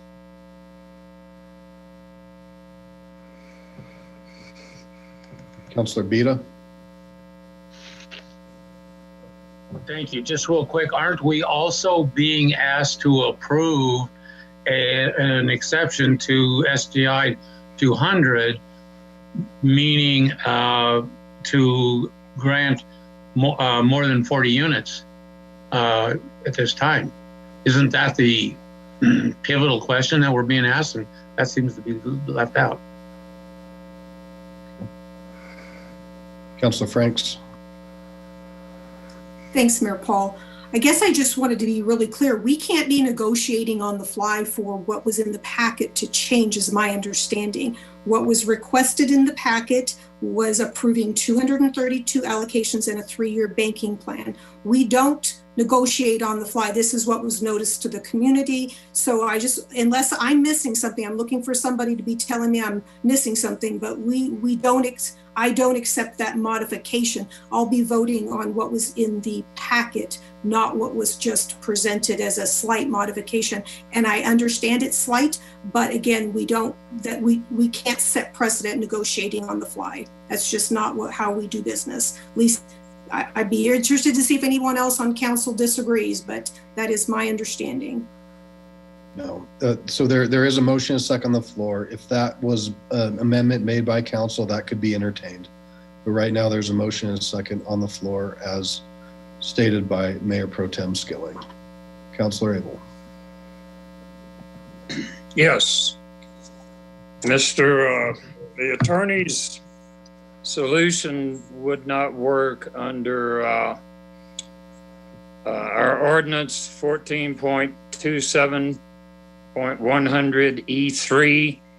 Number 3 says banking plans will be approved only for a number of units which correspond to that found in an entire building or buildings in the project. So we don't approve 232 for 231. He wants 231, we approve 231, and he still has added the final allocation to his requested banking plan, which under 090, we have to reject. Thank you. Okay. Seeing no more questions, Councilor Gutwein. Sorry. Okay. I just want to recap really quickly here. That, you know, the plain reading of this of 1427-100, the notwithstanding any other provisions of this chapter, we may extend the allocation period. And I just want to understand a little bit about why that's important. You know, is it possible to build or to use the 232 allocations by the deadline? No, it is not. Okay. All right. Thank you. All right. Any more discussion? Seeing none, please cast your votes. And that looks like it fails. And it looks like it's 6-5. And the nays being Beta, Johnson, Skilling, Franks, Springsteen, and Abel.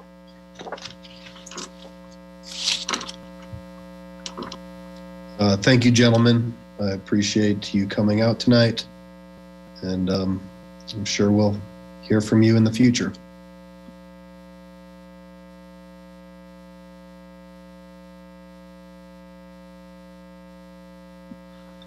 Moving forward, the clerk, please read item 11.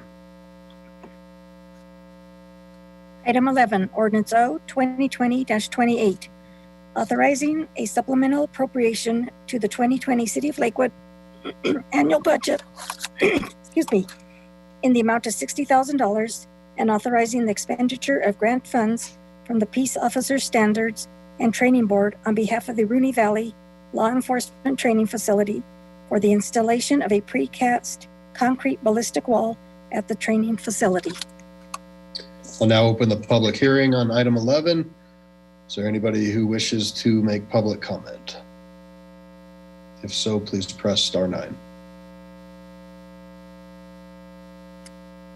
No one has their hand raised. Okay. Seeing none, I'll close public comment. I'll ask for a motion. Mayor Paul, I move for the adoption of ordinance O-2020-28 on second and final reading. Second. Motion and a second. Questions, Councilor Springsteen?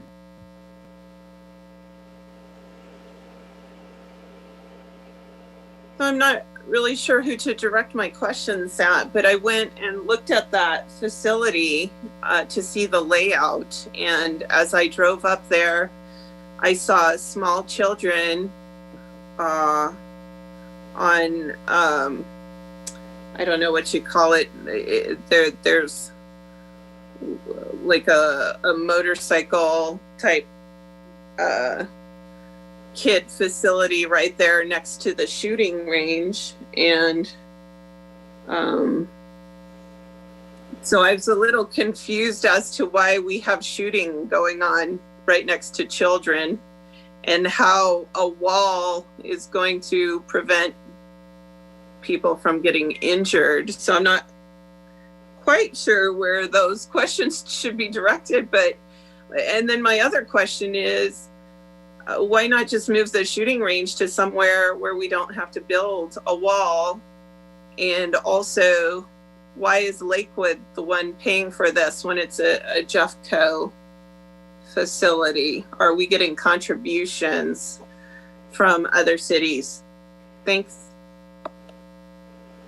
Mayor, if I can, I'd like to call on Chief McCaskey, who's in the back room, to come into on this screen to answer Councilor Springsteen's questions. And here he comes. Good evening, Chief. Good evening, Mayor and City Council members. First of all, we are not paying for this. This is a grant from the state of Colorado to the Rooney Valley Law Enforcement Training Facility. And so this ordinance is just council allowing us to expend grant funds. So that there's an IGA in place that's been in place, I believe, since 1994, 1995, with several agencies that use this, cities of Arvada, Lakewood, Golden, Wheat Ridge, Jefferson County, Red Rocks Community College, and Colorado Parks and Wildlife are all part of this. So we're the physical agent because it's on Lakewood property. The range has been there obviously a long time. You know, we've coexisted with that racetrack for a long time as well. This is just a safety issue.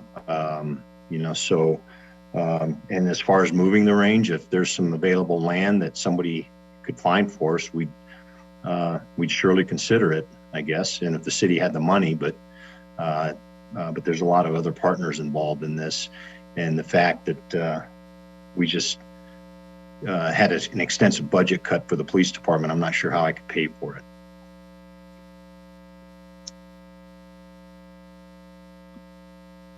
Thank you, Chief. I guess I would just have a follow-up question as far as safety goes. That we've coexisted with this racetrack, but so how is a wall going to prevent the type of injuries that are being discussed here? I mean, it's just concerning to me that we need a wall at all. So I guess I'd just like to know more about that. Counselor, when there's the racetrack is in use and when there's spectators, we don't use the range. The range is not authorized to be used then. So this concrete wall would, designed by engineers, would prevent any like types of ricochets or anything that might injure somebody who's sitting on that hill watching a race. So currently now we don't use the range when there's spectators.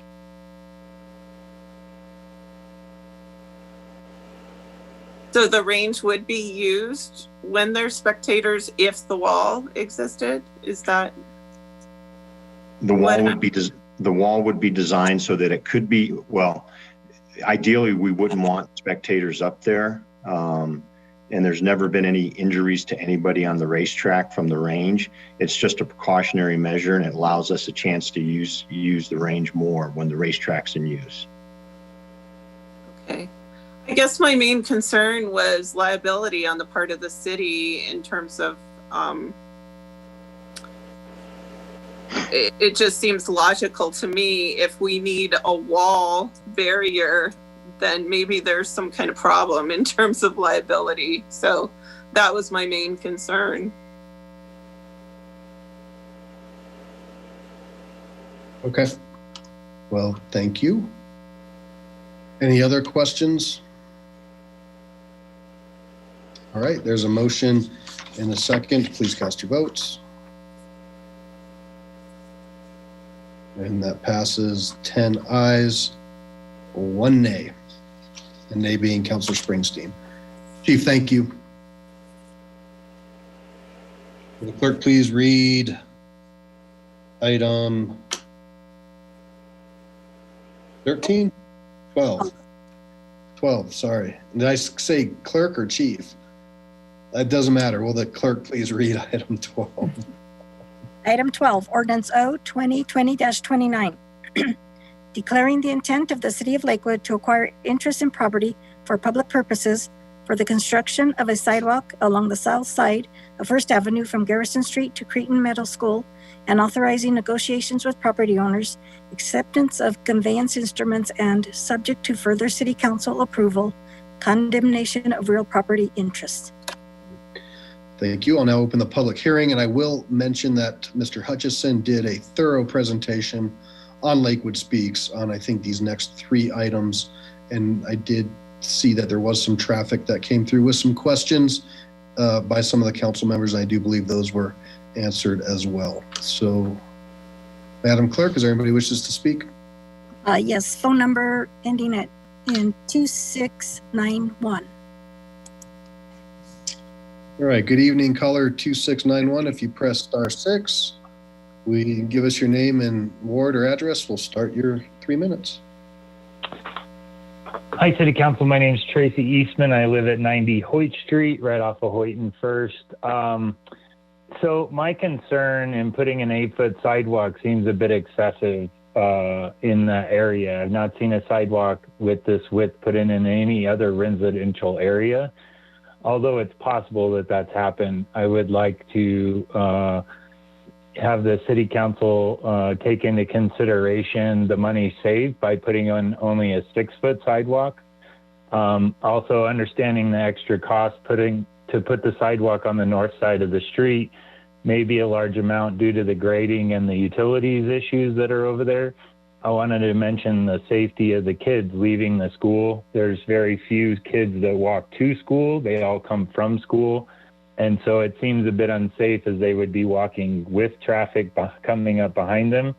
I think it's more of a safety issue in typical safety practice of kids walking down a street with vehicles coming up behind them. The other thing is expecting residents to keep a sidewalk of 8 foot clear when on snow days is a little excessive, especially since most of the residents that you're putting that sidewalk on are elderly and they don't have the physical capabilities to clear an 8-foot sidewalk. It was stated when I was talking to Ray, the city engineer, that because the plows come up and down that street fairly often, that it would be difficult to keep that sidewalk clear. And he said that after the end of the snowstorm, then the plows would come along and clear the sidewalk, which according to city ordinances that I've read, it's up to the homeowner to keep the sidewalk clear within 24 hours of a storm. And what I would like to propose is if you're going to put in an 8-foot sidewalk, that you consider having city workers help clear that sidewalk on a regular basis to keep it clear for the kids. That's all I have. Great, thank you.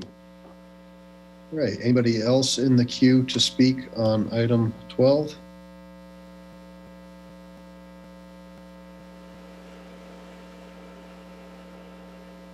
Madam Clerk, I see a couple of hands up. I don't know, did we just call on 2691? So call ending in 6396. All right, good evening, caller 6396. If you give us your name and address or ward, you're good to go.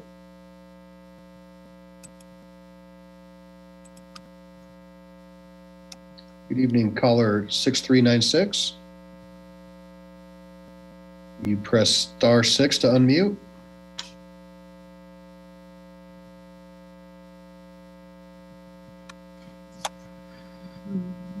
Can you hear me now? Yep. My name's Tim McCullough.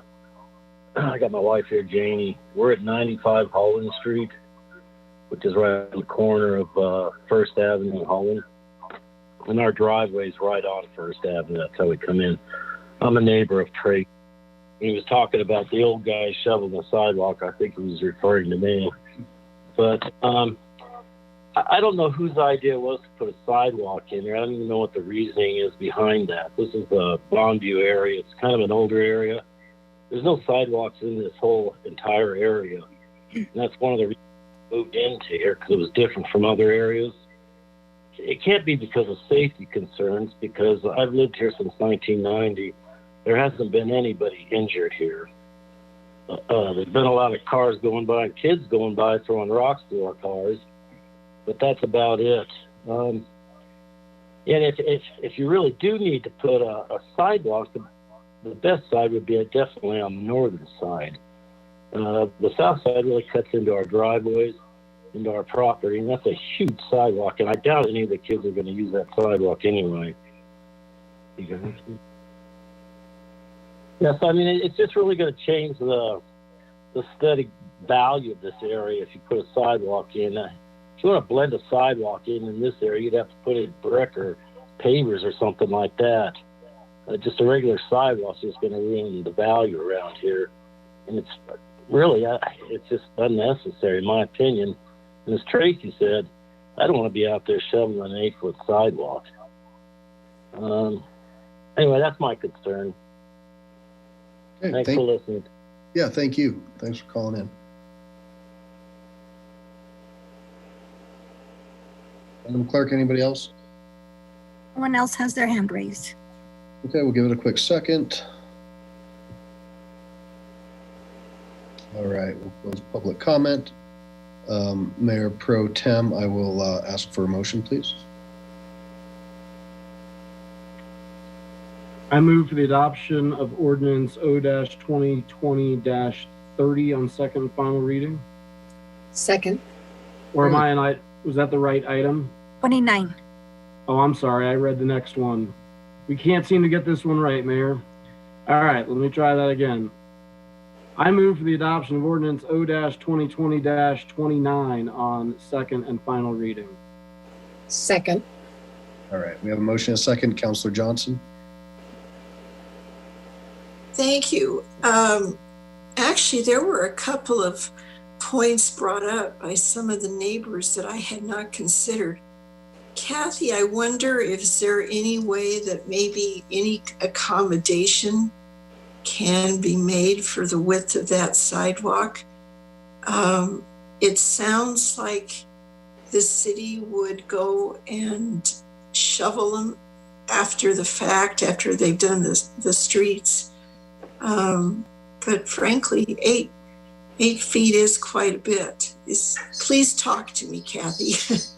Yes, thank you. I'm going to ask Jay Hutchison, our Public Works Director, to join the screen, and he can address these questions. And here he comes. Good evening, Jay. Good evening, Mr. Hutchison.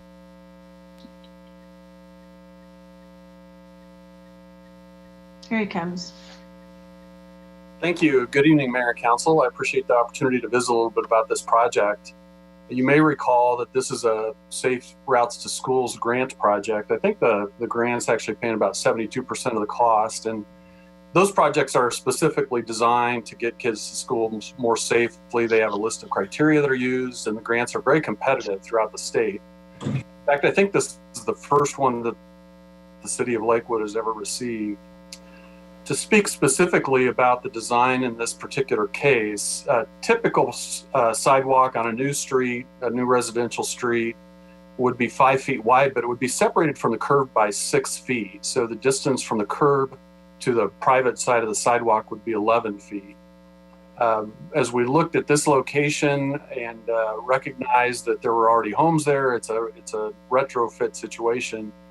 The 8 feet made more sense because it would be attached to the curb. So we're actually narrowing from the city's standard from 11 feet to just 8 feet from the curb. It is still a fairly wide sidewalk. These are younger kids. As you know, that's a middle school to the west there. It'll connect to a sidewalk at the fire station and one that's on the school site as well.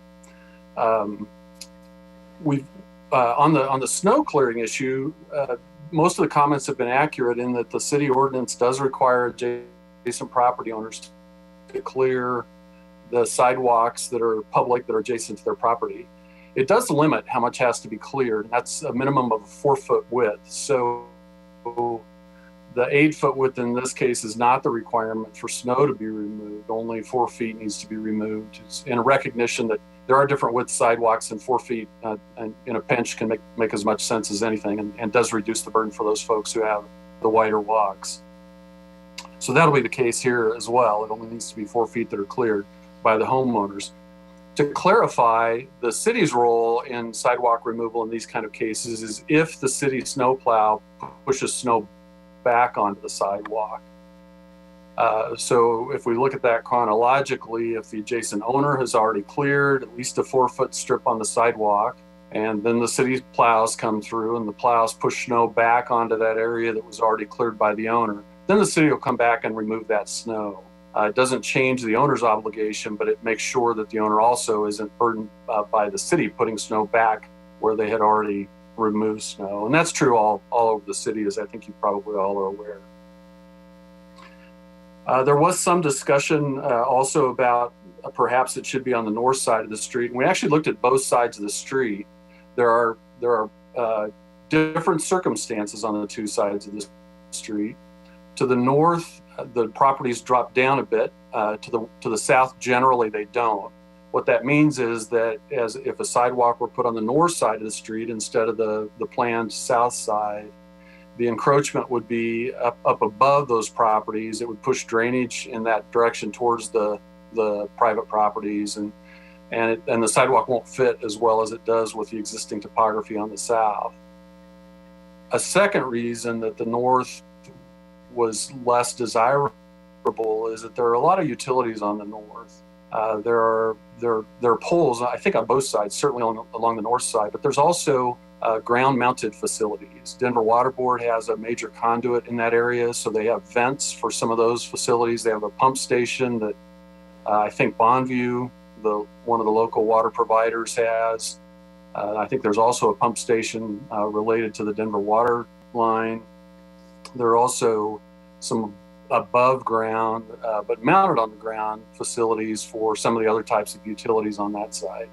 So it made the challenges greater actually on the north side rather than on the south side.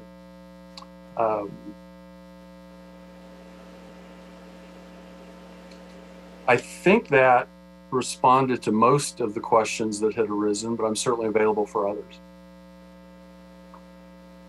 Thank you, Mr. Hutchison. Councilor Abel, then Councilor Springsteen. Thank you, Mayor. My concerns also are about the north side versus the south side. If it were on the north side, we wouldn't have we would have more rapid melt off. The folks that I talked to, in fact, the eldest couple on the entire south side of First Avenue, and their concern was having an 8-foot sidewalk to clear. They were more amenable to a 5-foot sidewalk. It would require less work on their side. And I think the 4-foot exclusion there would fit right in with the compatibility of their concern. Still, though, I believe the north side would be the better place for the sidewalk. I do understand, though, that the need for a wider sidewalk for middle school kids as opposed to the high school kids, which we'll be addressing shortly, and that would be a 5-foot walk. I had asked Mr. Hutchison about the difference in the widths, and he sent a very quick and thoroughly satisfactory response. So I would say with the 4-foot requirement for snow removal, this might fit right in with what the folks are looking for. I'm going to start short of volunteering to clean the sidewalk for you, but give me a call if it gets to be too much. Thank you. Councilor Springsteen? Yeah, I just wanted to kind of chime in about that area because I drive through there quite a bit during school time, and I think it's normally I might be a little reticent, but I think the children have been in a lot of danger in that area without sidewalks, and so I think this is a good thing. Thanks. Great. All right, so we have a motion and a second. I don't see any more hands. Let me just double check. All right, motion and second, please cast your votes. And that looks like that passes 11 ayes, 0 nays. 11 ayes, 0 nays. Thank you. All right, Councilor, Madam Clerk, item 13, please. Item 13, Ordinance O 2020-30. Declaring the intent of the City of Lakewood to acquire interest in property for public purposes for the construction of a sidewalk along the west side of Independence Street from 6th Avenue Frontage Road to Lakewood High School, and authorizing negotiations with property owners, acceptance of conveyance instruments, and, subject to further City Council approval, condemnation of real property interests. All right, I'll now open the public hearing on item 13. Madam Clerk, I don't see anybody in the queue here other than our own folks. Correct. Okay, so I'll close public comment and I'll ask Mayor Pro Tem for a motion, please. Mayor, I move for the adoption of Ordinance O-2020-30 on second and final reading. Second. All right, there's a motion and a second. Any questions? Any comments? Being none, please cast your votes. Like 11 ayes, 0 nay.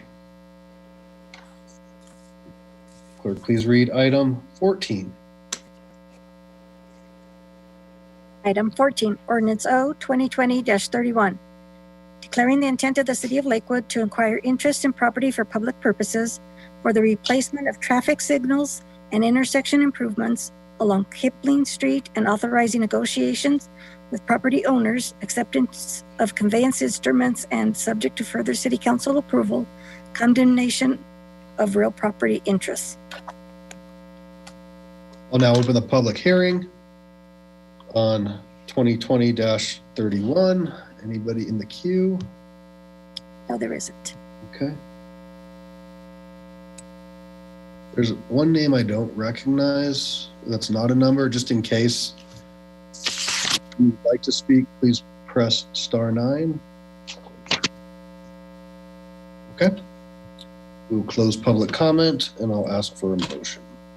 Mayor, I move for the adoption of Ordinance O-2020-31 on second and final reading. Second. Motion and second. Any discussion or questions? Councilor Johnson. Thank you. I'm just wondering if it would be helpful if Jay would just give a little bit of explanation about where these will be, if you could, please. Hutchison? Certainly. There are actually 4 different traffic signal locations that are a part of these projects. 2 of those do not require any property acquisition at all, so they're not really a topic associated with tonight's ordinance. So let me talk about the 2 that do require some property acquisition. One of those is at 8th Place in Kipling, so a few blocks north of 6th Avenue. It's the first signal up towards the residential area that connects the west side of Kipling to the non-residential east side of Kipling. This is an old signal. It's been around for decades. I think it's 42 years old. So it's probably beyond what its planned life was. And there are grants on both of these that I'll mention here in just a minute. The acquisitions are small. Most of them are temporary construction easements, which are used during the construction period only. And really they're a tool to make sure that the property or the improvements can be feathered back into the existing properties adequately. And then those easements go away and the city doesn't have the right to go back in on those properties. And they're small, particularly on the west side.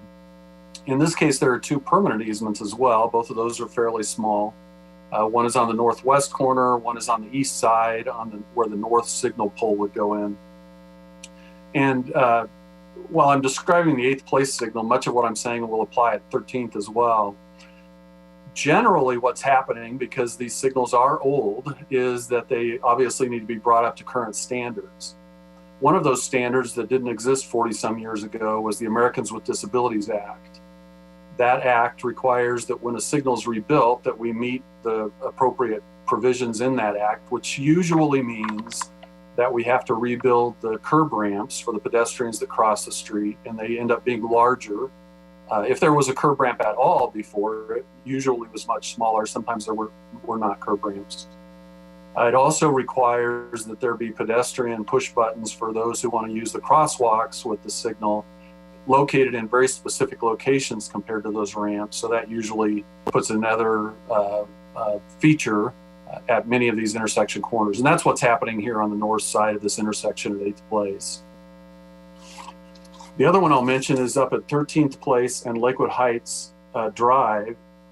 The west side there at 13th Place is very similar to what I described a few minutes ago. It's a couple of, well, the south one is a residential property. I think the one on the north side actually is a commercial property and a former home.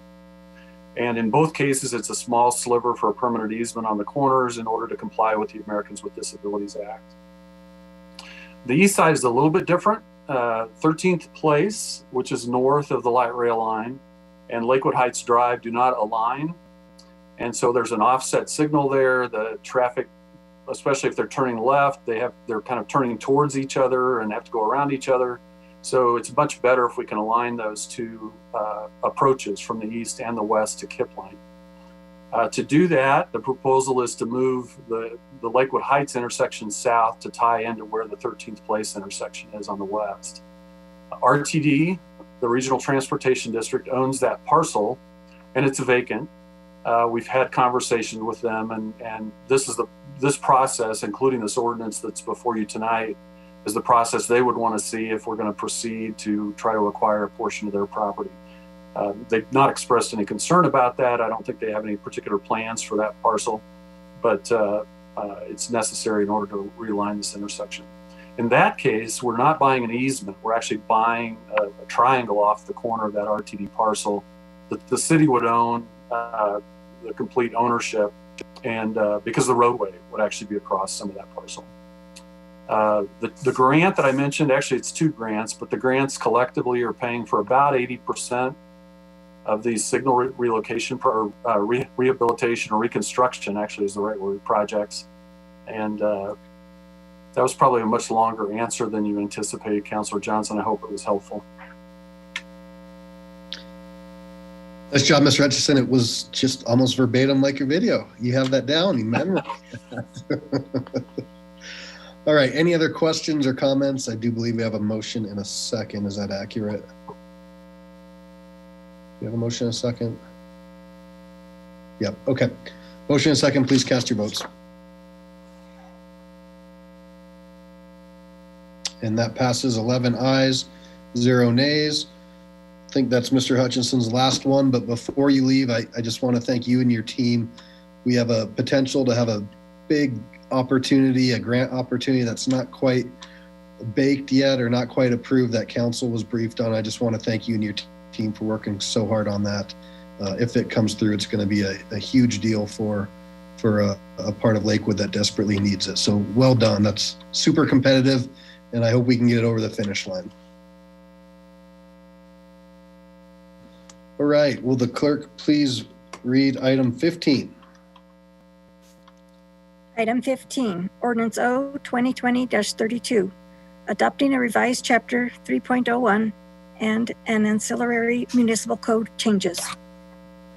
I'll now open the public hearing on item 15. Madam Clerk, is there anyone? And no one has their hand raised. Okay, I'll close public comment. Ask the Mayor Pro Tem for a motion. Mayor, I move for the adoption of ordinance O-2020-32 on second and final reading. Second.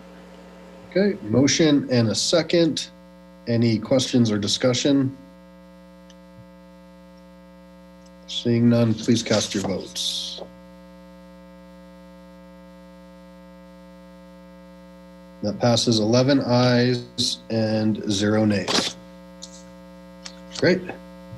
So we will roll from there into general business, and I will turn it over to Mayor Pro Tem Skilling.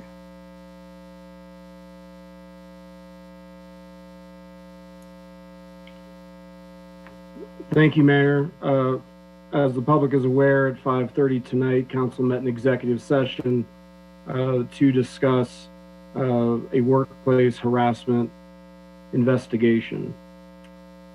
Per section 6.2 of City Council Policies and Procedures, an independent third-party investigator completed an investigation into allegations made. No evidence that was provided supports a discrimination or harassment claim by Councilor Springsteen on the basis of her gender, race, color, or marital status. No further action will be taken by City Council. Okay, thank you. I have two quick things under general business. One is just to kind of piggyback on Councilor Johnson had mentioned something about the Westland first reading coming up, and so that there's a lot to this, and I would encourage, and we've heard from the community, we'll certainly make every document that's legally available to the community and the neighbors so that they have those. And I saw a request come in today, and so we certainly want to make sure that they have everything that we have. We have a little bit more due to some of the legalities, but we'll certainly make sure that that happens.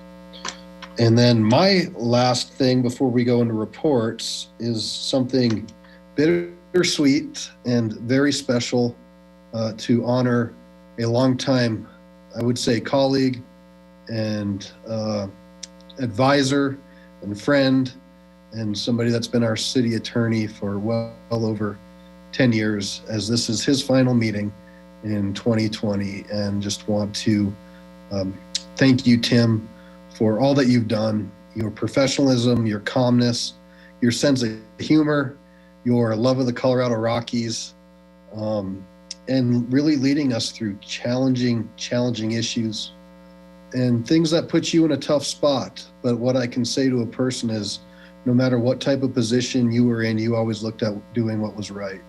And I certainly admire you for that.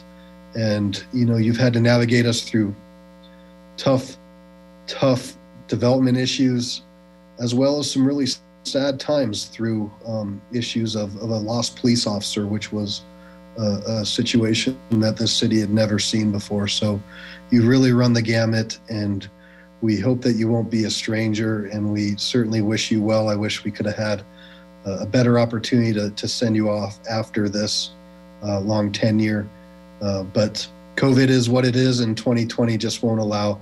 Maybe in 2021 we can get you, or we could do a 7-inning stretch and I'll sing "Take Me Out to the Ball Game" for you, something fun along those lines. And I kind of put you on the spot. I don't know if there's anything you want to say before I go to reports, but the floor is certainly yours. Thanks, Mr. Mayor. I did not prepare any remarks. This has, as you know, been an ongoing process as we talked about it over a year ago, and then had a couple of extensions along the way just to buy the city some time to finish the process. It has been, for those who weren't keeping score at home, just over 13 years. To put it in perspective, I started with the city in September of 2007. There was an election that November at which your current mayor was elected to the city council. And Bob Murphy was elected mayor for the first of his 2 terms. Steve Burkholder having left office at that time. So just to put it in the scope of the history of the city, and it means that Mayor Paul is the one elected official who has been in office for my entire time here. So there's a link there as well. But one thing I could maybe promise is that I'll make the city better just by leaving at the end of 2020, because next year's got to be better, right? We all hope. And I want to thank the staff with whom I've worked, certainly within our office, Greg Graham, the Deputy City Attorney Civil, Jenna Roth, who you heard from earlier tonight, Deputy City Attorney Criminal, the entire prosecution staff led by Carolyn Wolf, and everybody else who's been toiling away in a smaller than expected office for a city of this size. But I can tell you that everybody who's worked here has, as the mayor said, sought to do the right thing whenever we had the opportunity to do that. Try to keep politics out of this game. It doesn't work well when law and politics cross at this level. So that's always lesson number 1. But as the mayor said, there have been some challenging times and some difficult situations to deal with. We hope we've provided good advice in those situations. And thanks to Kathy, she's been a constant here as well for me. Around the time that I started was around the time that she was promoted. So that makes her the one member of the leadership team who's been on the leadership team longer than me, because she was there as the community resources director. And always a pleasure to work with. And I know she cares deeply about the job that she does here and the people who work for her and how they do their work as well. So with that, I'll say thank you, happy holidays, and we'll see you around. Thank you, Tim. We really appreciate you. And I'd be remiss if I didn't mention how well regarded and respected you are throughout the state of Colorado, and truly are a subject expert on so many different areas of municipal law. We see one side of you on Monday nights, but certainly Kathy and her team see you day in and day out on all sorts of different things. So Godspeed, my friend. Thank you. Appreciate it. All right. So we'll go into council reports, and I think we'll go 5, 4, 3, 2, 1. Is that cool? So we'll start up with Councilors Harrison and Gutwein. I would just want to say thank you, Tim. You've been great. You've given us straight answers when we needed it, and good counsel. So thank you so much. Good luck in the future, and don't be a stranger. And as to Ward 5, I'll let Dana talk about that. Thank you. We will not be having a January Ward 5 meeting due to the new year. So we will hopefully see all of your faces, Ward 5 folks, February, for likely another virtual meeting, although maybe those will be coming to an end at some point in 2021. Just want to remind everyone to be safe over the holidays. And quick, Tim, I didn't prepare to say anything, but I can't pass up the opportunity. I just want to say, thanks for all of your service. And I think that you really stayed professional and classy through it all. And what a journey it's been. So thanks for everything. Thanks. I've learned a lot from working with you, and I wish you the best. Thank you. Ward 4. Well, I wanted to start out and certainly thank staff. It has been an amazingly challenging year. And the fact that we are able to conquer our technical challenges and that we're able to continue business.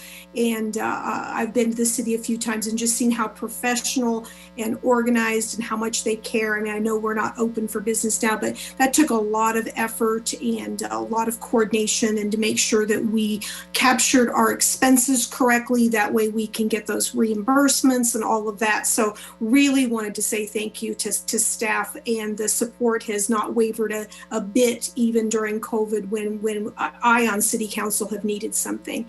So wanted to thank everyone on that. Also wanted to make sure that folks, we had a few questions on the Housing Policy Commission, and we did have a couple meetings in which we poured through a document called an elicitation form.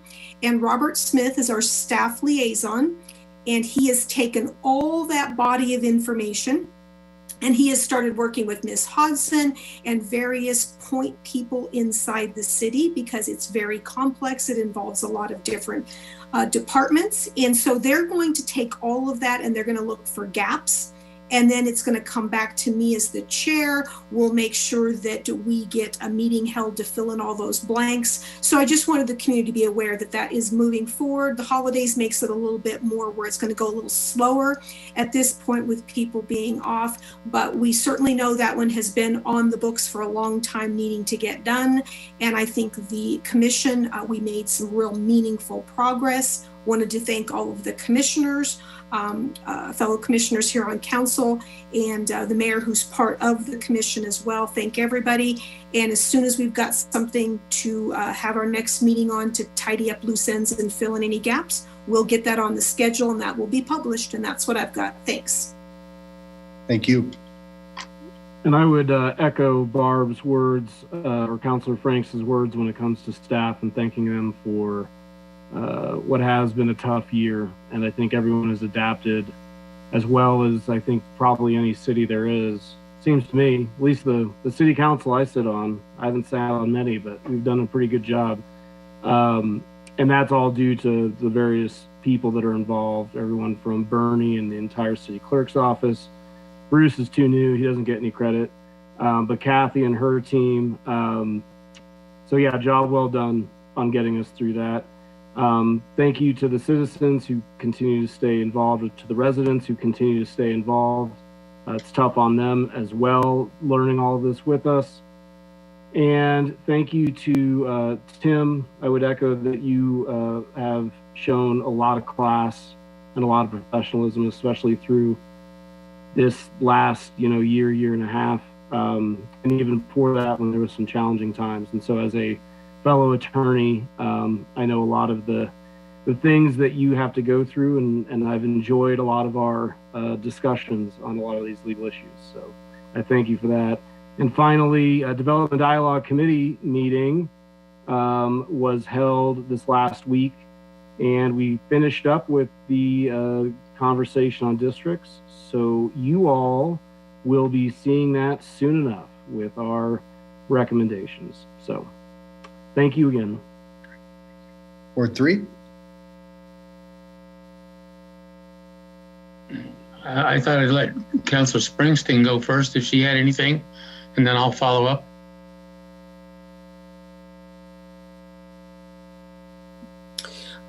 I do have a few things to say this week. Yesterday, on Sunday, 60 Minutes aired the piece on ketamine, for which producers interviewed me twice this fall. And they used a great deal of the information I provided them regarding illegal forced injection. They initially intended to include the story of forced injection that happened right here in Lakewood, but then another incident in Minneapolis took precedence in the piece. The piece illustrated the fact that ketamine is being recklessly and forcibly injected into suspects by paramedics due to undue influence from law enforcement in an egregious denial of civil rights. As many of you know, I've been desperate to end this practice that I personally witnessed in Lakewood so that there is not another grieving mother like Elijah McClain's. If it can happen to a city councilor's family, it can happen to any one of you. Instead of supporting me and discussing our policies, the city has ignored the fact that we are on the verge of killing someone every single day in this city. I am vocally calling it out as loud as I can again. And so if someone does die, they should be able to find recklessness on the part of leadership in this city on this issue. I personally arranged a meeting in October between Representative Leslie Herod and Grassroots Law Project to explore legislation to ban the use of ketamine in Colorado. We held a stakeholders meeting last week, and I've been personally involved in drafting the new state legislation this past week, which we submitted to Representative Herod Saturday. We will be meeting with Governor Polis's staff to discuss this issue on December 21st. Other states are asking us for help in drafting their own legislation. We are going to save many lives and are going to prevent the next Elijah McClain. Yet, Lakewood City leadership will not discuss the issue at all, and the mayor publicly called me a liar on the issue of ketamine, even though I personally watched it being illegally administered. I would like to point out that because of the 60 Minutes piece, the entire nation now knows that I am telling the truth and that the mayor is not. Ketamine and forced injection is happening every day in Colorado, and it is wrong. And the nation now knows that I'm the only one in city leadership in Lakewood attempting to save lives in this regard.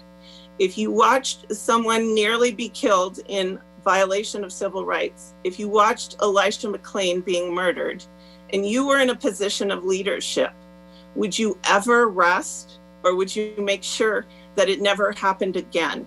Would human life take priority above all else? I hear concern about takings for property. How about takings of lives? When does that become a priority? I'd also like to point out that I appeared on the Police Accountability Report again on Thursday discussing this very issue. On the issue of the investigation, for which there was an executive session this evening. Amazingly, the city held an illegal executive session this evening regarding my claim of harassment and discrimination against the city. I asked for an independent investigation, and instead the city attorney, who was one subject of the investigation, appointed a chum to produce a rigged investigation and a clear conflict of interest. I made it clear I would not consent to a predetermined rigged investigation, but the city went forward anyway, and it was anything but independent. And what a shock. That illegitimate investigation in which I did not participate and could not provide any evidence due to its illegitimacy resulted in no finding of wrongdoing.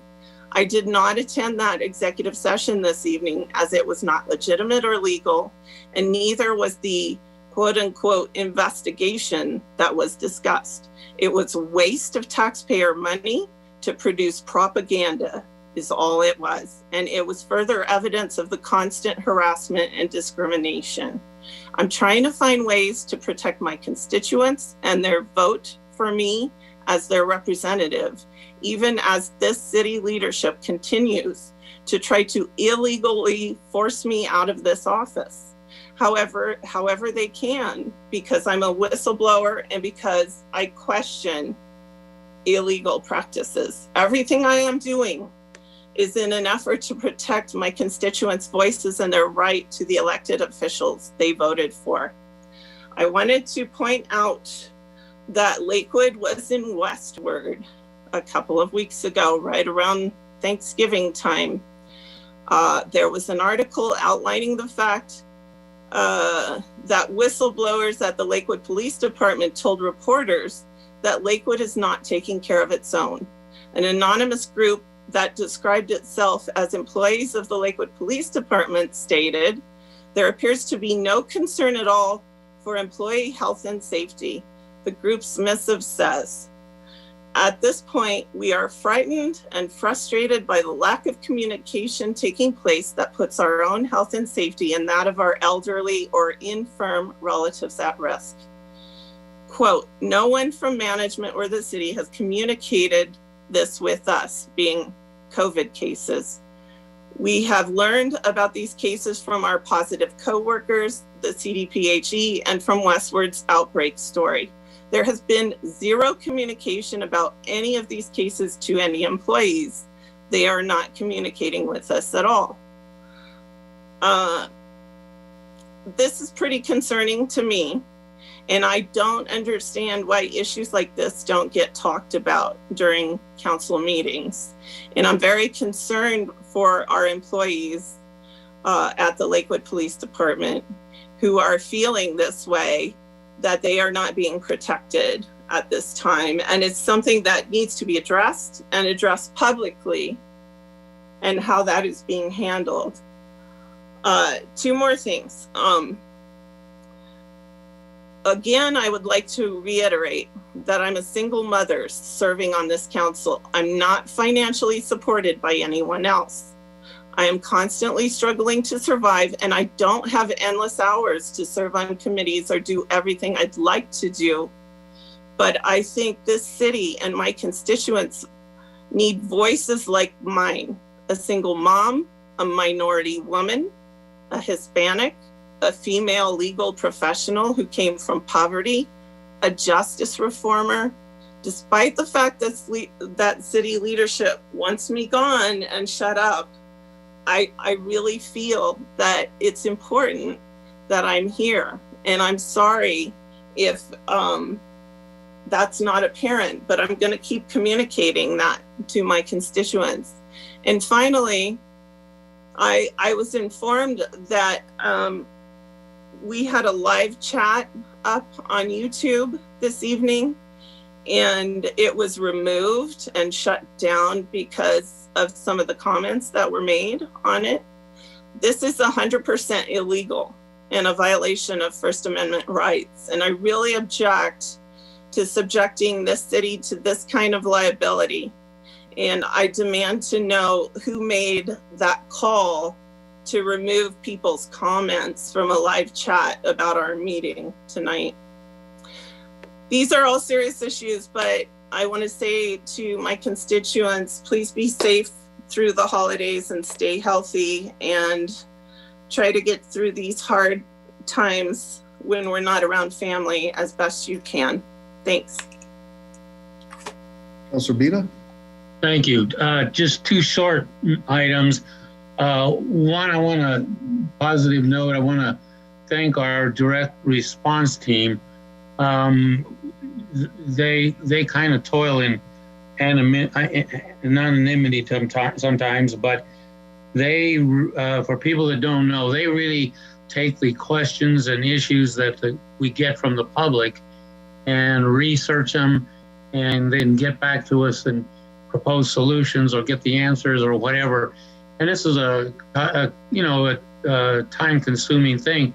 And I noticed from my constituents, my ward, in the last, 6 months or a year even, we've been getting more and more questions. I think the word's getting out there. We're getting more and more questions to direct response. And a lot of them are just mundane questions. And then some of them are more, legal questions about, what can I do? What can I not? Complaints about things like code enforcement and code issues. But I just want to thank the direct response team, because they've really been doing a great job for me and for my constituents, and I really appreciate it. Secondly, I want to just say we're going to, we've canceled our ward meeting for December. It would normally be scheduled on the 26th, the day after Christmas. It just doesn't seem any point to be doing city business at that time. I don't think there's anything that's really that pressing. So what I'll say is, you may not want to hear it, but excuse me. What I want to say is I promise you in January, we'll make up for it with a double long session. How's that? Thank you. That's all. Merry Christmas to everybody. Ward 2. I have nothing. Just thanks, Tim, for everything, and happy holidays to everyone. Yeah, let's see. So yeah, first I just want to thank staff for 2020. This has been one heck of a year. It's been a tough one for me personally for a lot of different reasons. But I know it's been tough for a lot of people in our community, our state, our nation.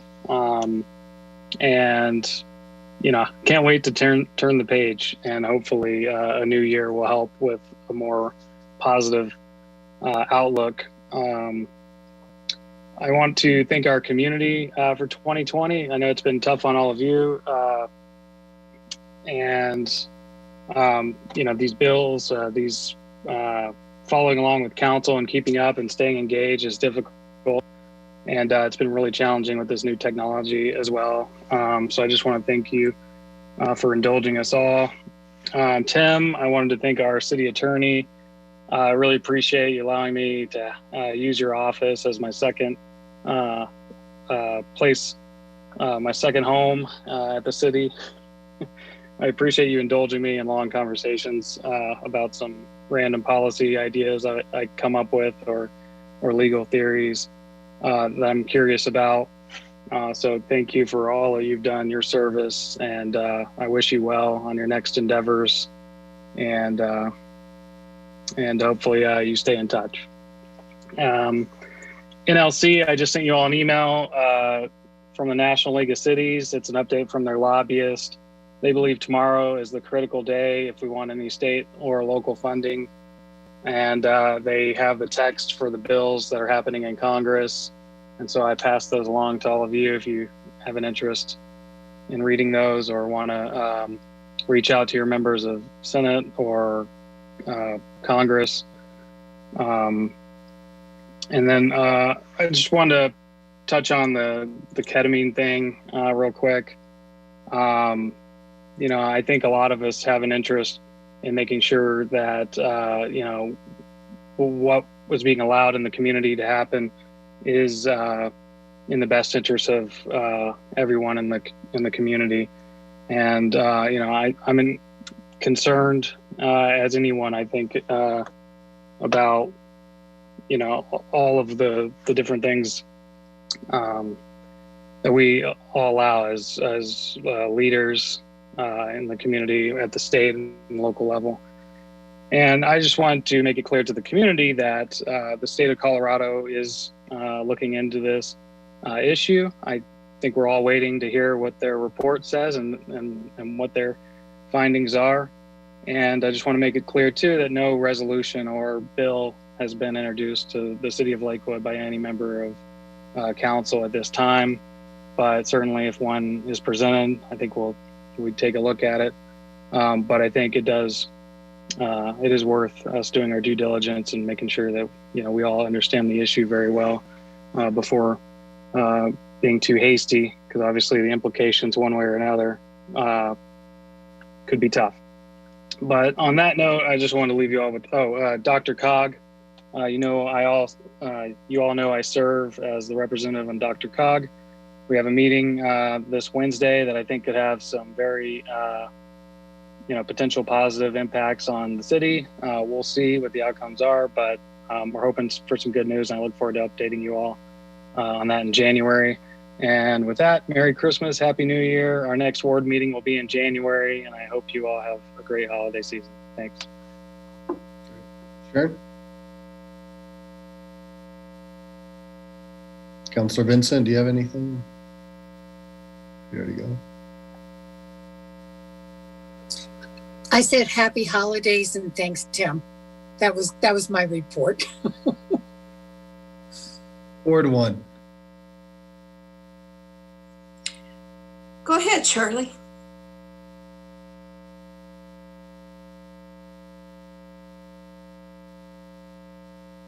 Charlie, you're muted.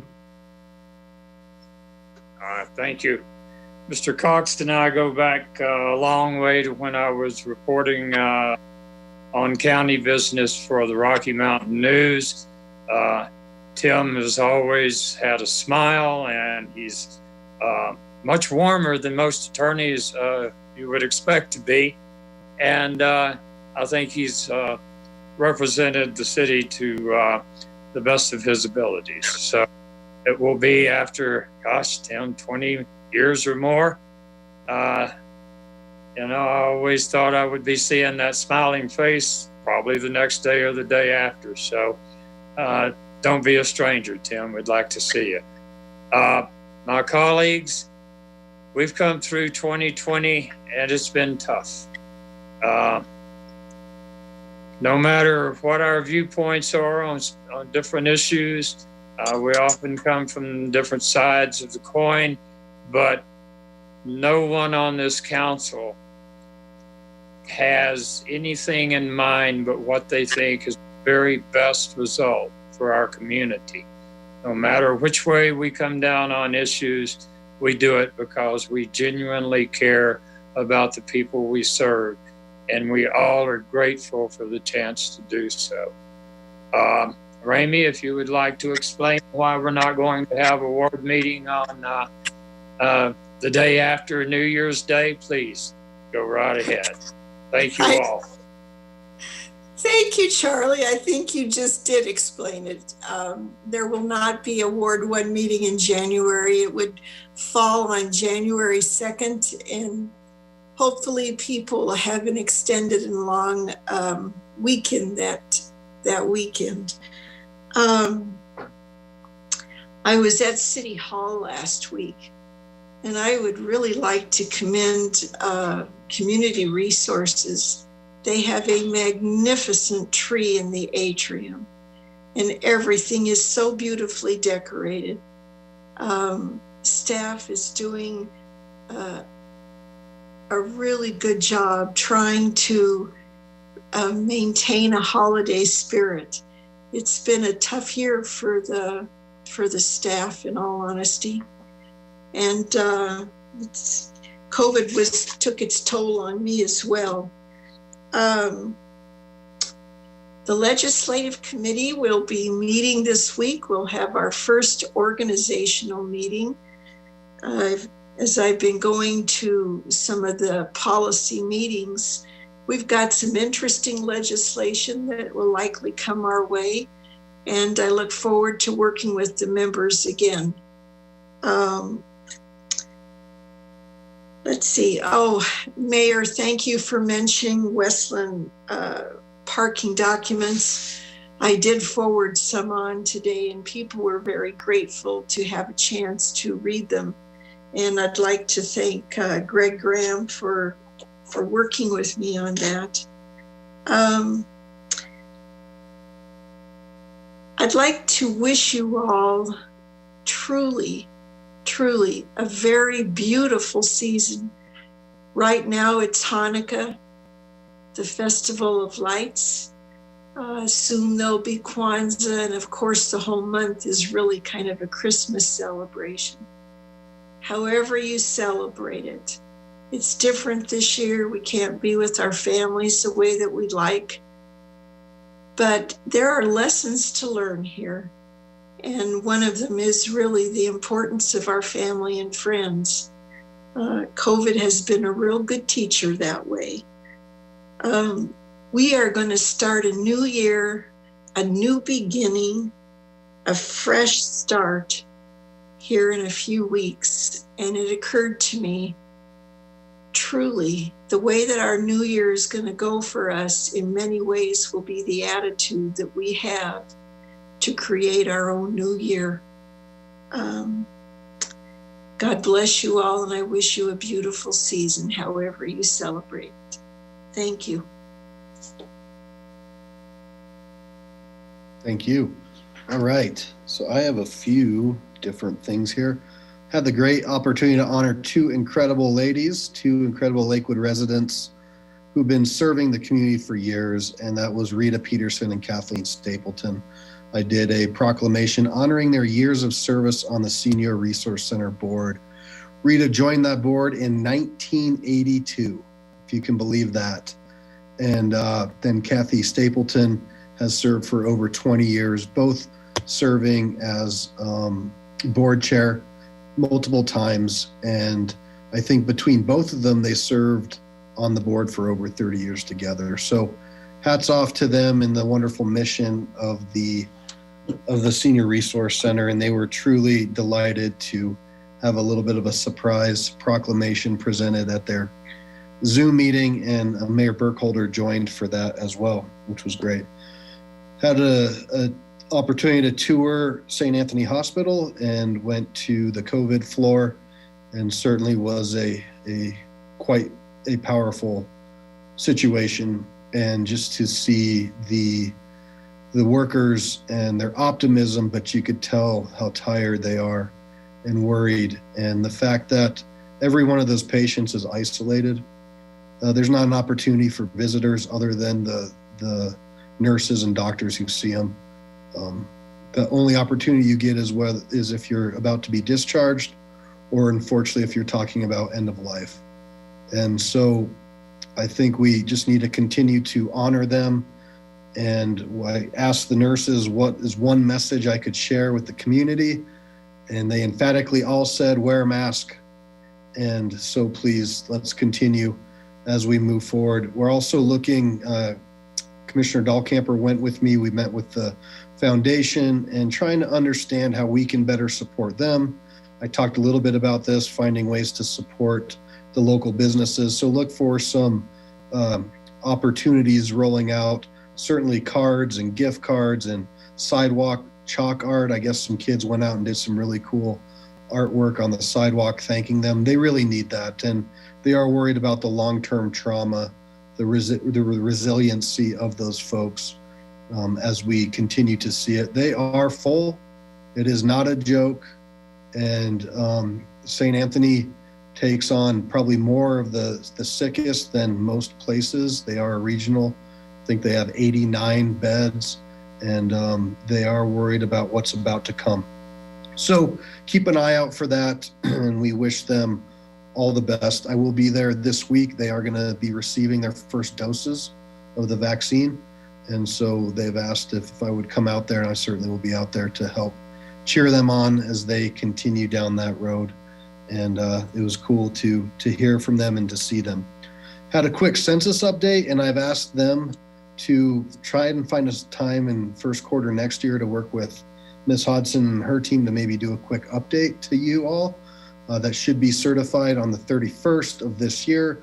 We did up our response rate by 2.2%. So congratulations, Lakewood. Super proud of that. Very important. If you do look at the census tracts, though, when you see turnout and you see the lower areas, they are our lower income areas. There are areas with more of a minority population. So I think that's really telling and can help us plan for the future in different areas as we go forward there. So thank you to Ron Richard and his team, as they were the kind of the point people going forward on all of that. I wish everybody a wonderful holiday season. I celebrate Christmas, so I wish that for everyone, but it's certainly Hanukkah right now and Kwanzaa, and for some it's Festivus. And it is whatever it is for those that you like to be around and be with your family. It's certainly a special time of the year, and a lot of hurt, a lot of pain, and hopefully we're going to start to see some breakthroughs going through into next year that's going to really move us out of where we've been in this 2020. And I am certainly optimistic. And again, if you're able to help those in need, there is a lot. And I know we live in a caring community that's doing all that they can. But please continue to give if you can. And if you need help, this can be a tough time, can be a lonely time for people. Please reach out, and certainly on our website, we have a lot of information. The county is doing a new rollout of some different outreach programs for folks that might need food assistance, housing assistance, those sorts of things. So those resources are there. They might be limited, but we're all here and willing to help get you in touch. Dan Stoudemire has been taking on a lot of communications that come in with people that we probably never hear from, but people that are in serious need of different things. And he's doing his best to steer them in the right direction, because we certainly don't have all the answers. So wish you all the very best in our last meeting of 2020, and certainly look forward to seeing you all in 2021. Miss Hodson, is there anything? Yeah, thank you. Just real briefly, I want to thank you for your positive comments about the work of the Lakewood employees. I have nothing but gratitude for the work they do and the way that they've adjusted and adapted to this whole new world, and have done that with such a spirit of generosity for our citizens. So I'm just so grateful to all of our staff. I also want to thank Tim for his years of service. I have had the pleasure of sitting next to him for hours and hours during our council meetings. And I remember when we first were a pair up there at the council meetings, I remember, most people only just see us from the back, and people would tease us and say we look like Donnie and Marie from the back. I remember that. They don't do that anymore. I think we're aging out of that, but I always thought that was funny. Tim, you've just been a great partner and a friend, and I'm just grateful for all of that. On behalf of all the staff, we're going to miss you, and we're all grateful for your service and your work and your kindness through it all.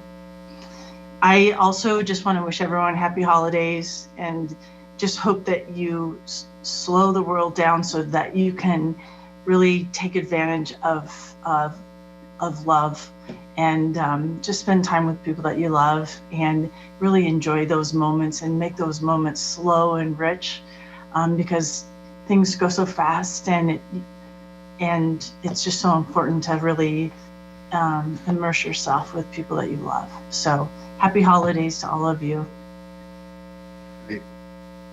Madam Clerk or Mr. Rome, anything you want to add? You don't have to add anything, but just, is there anything from the clerks? All right, well, cool. Well, we will adjourn this meeting at 10:08. I thank you all very much, and we'll see you later.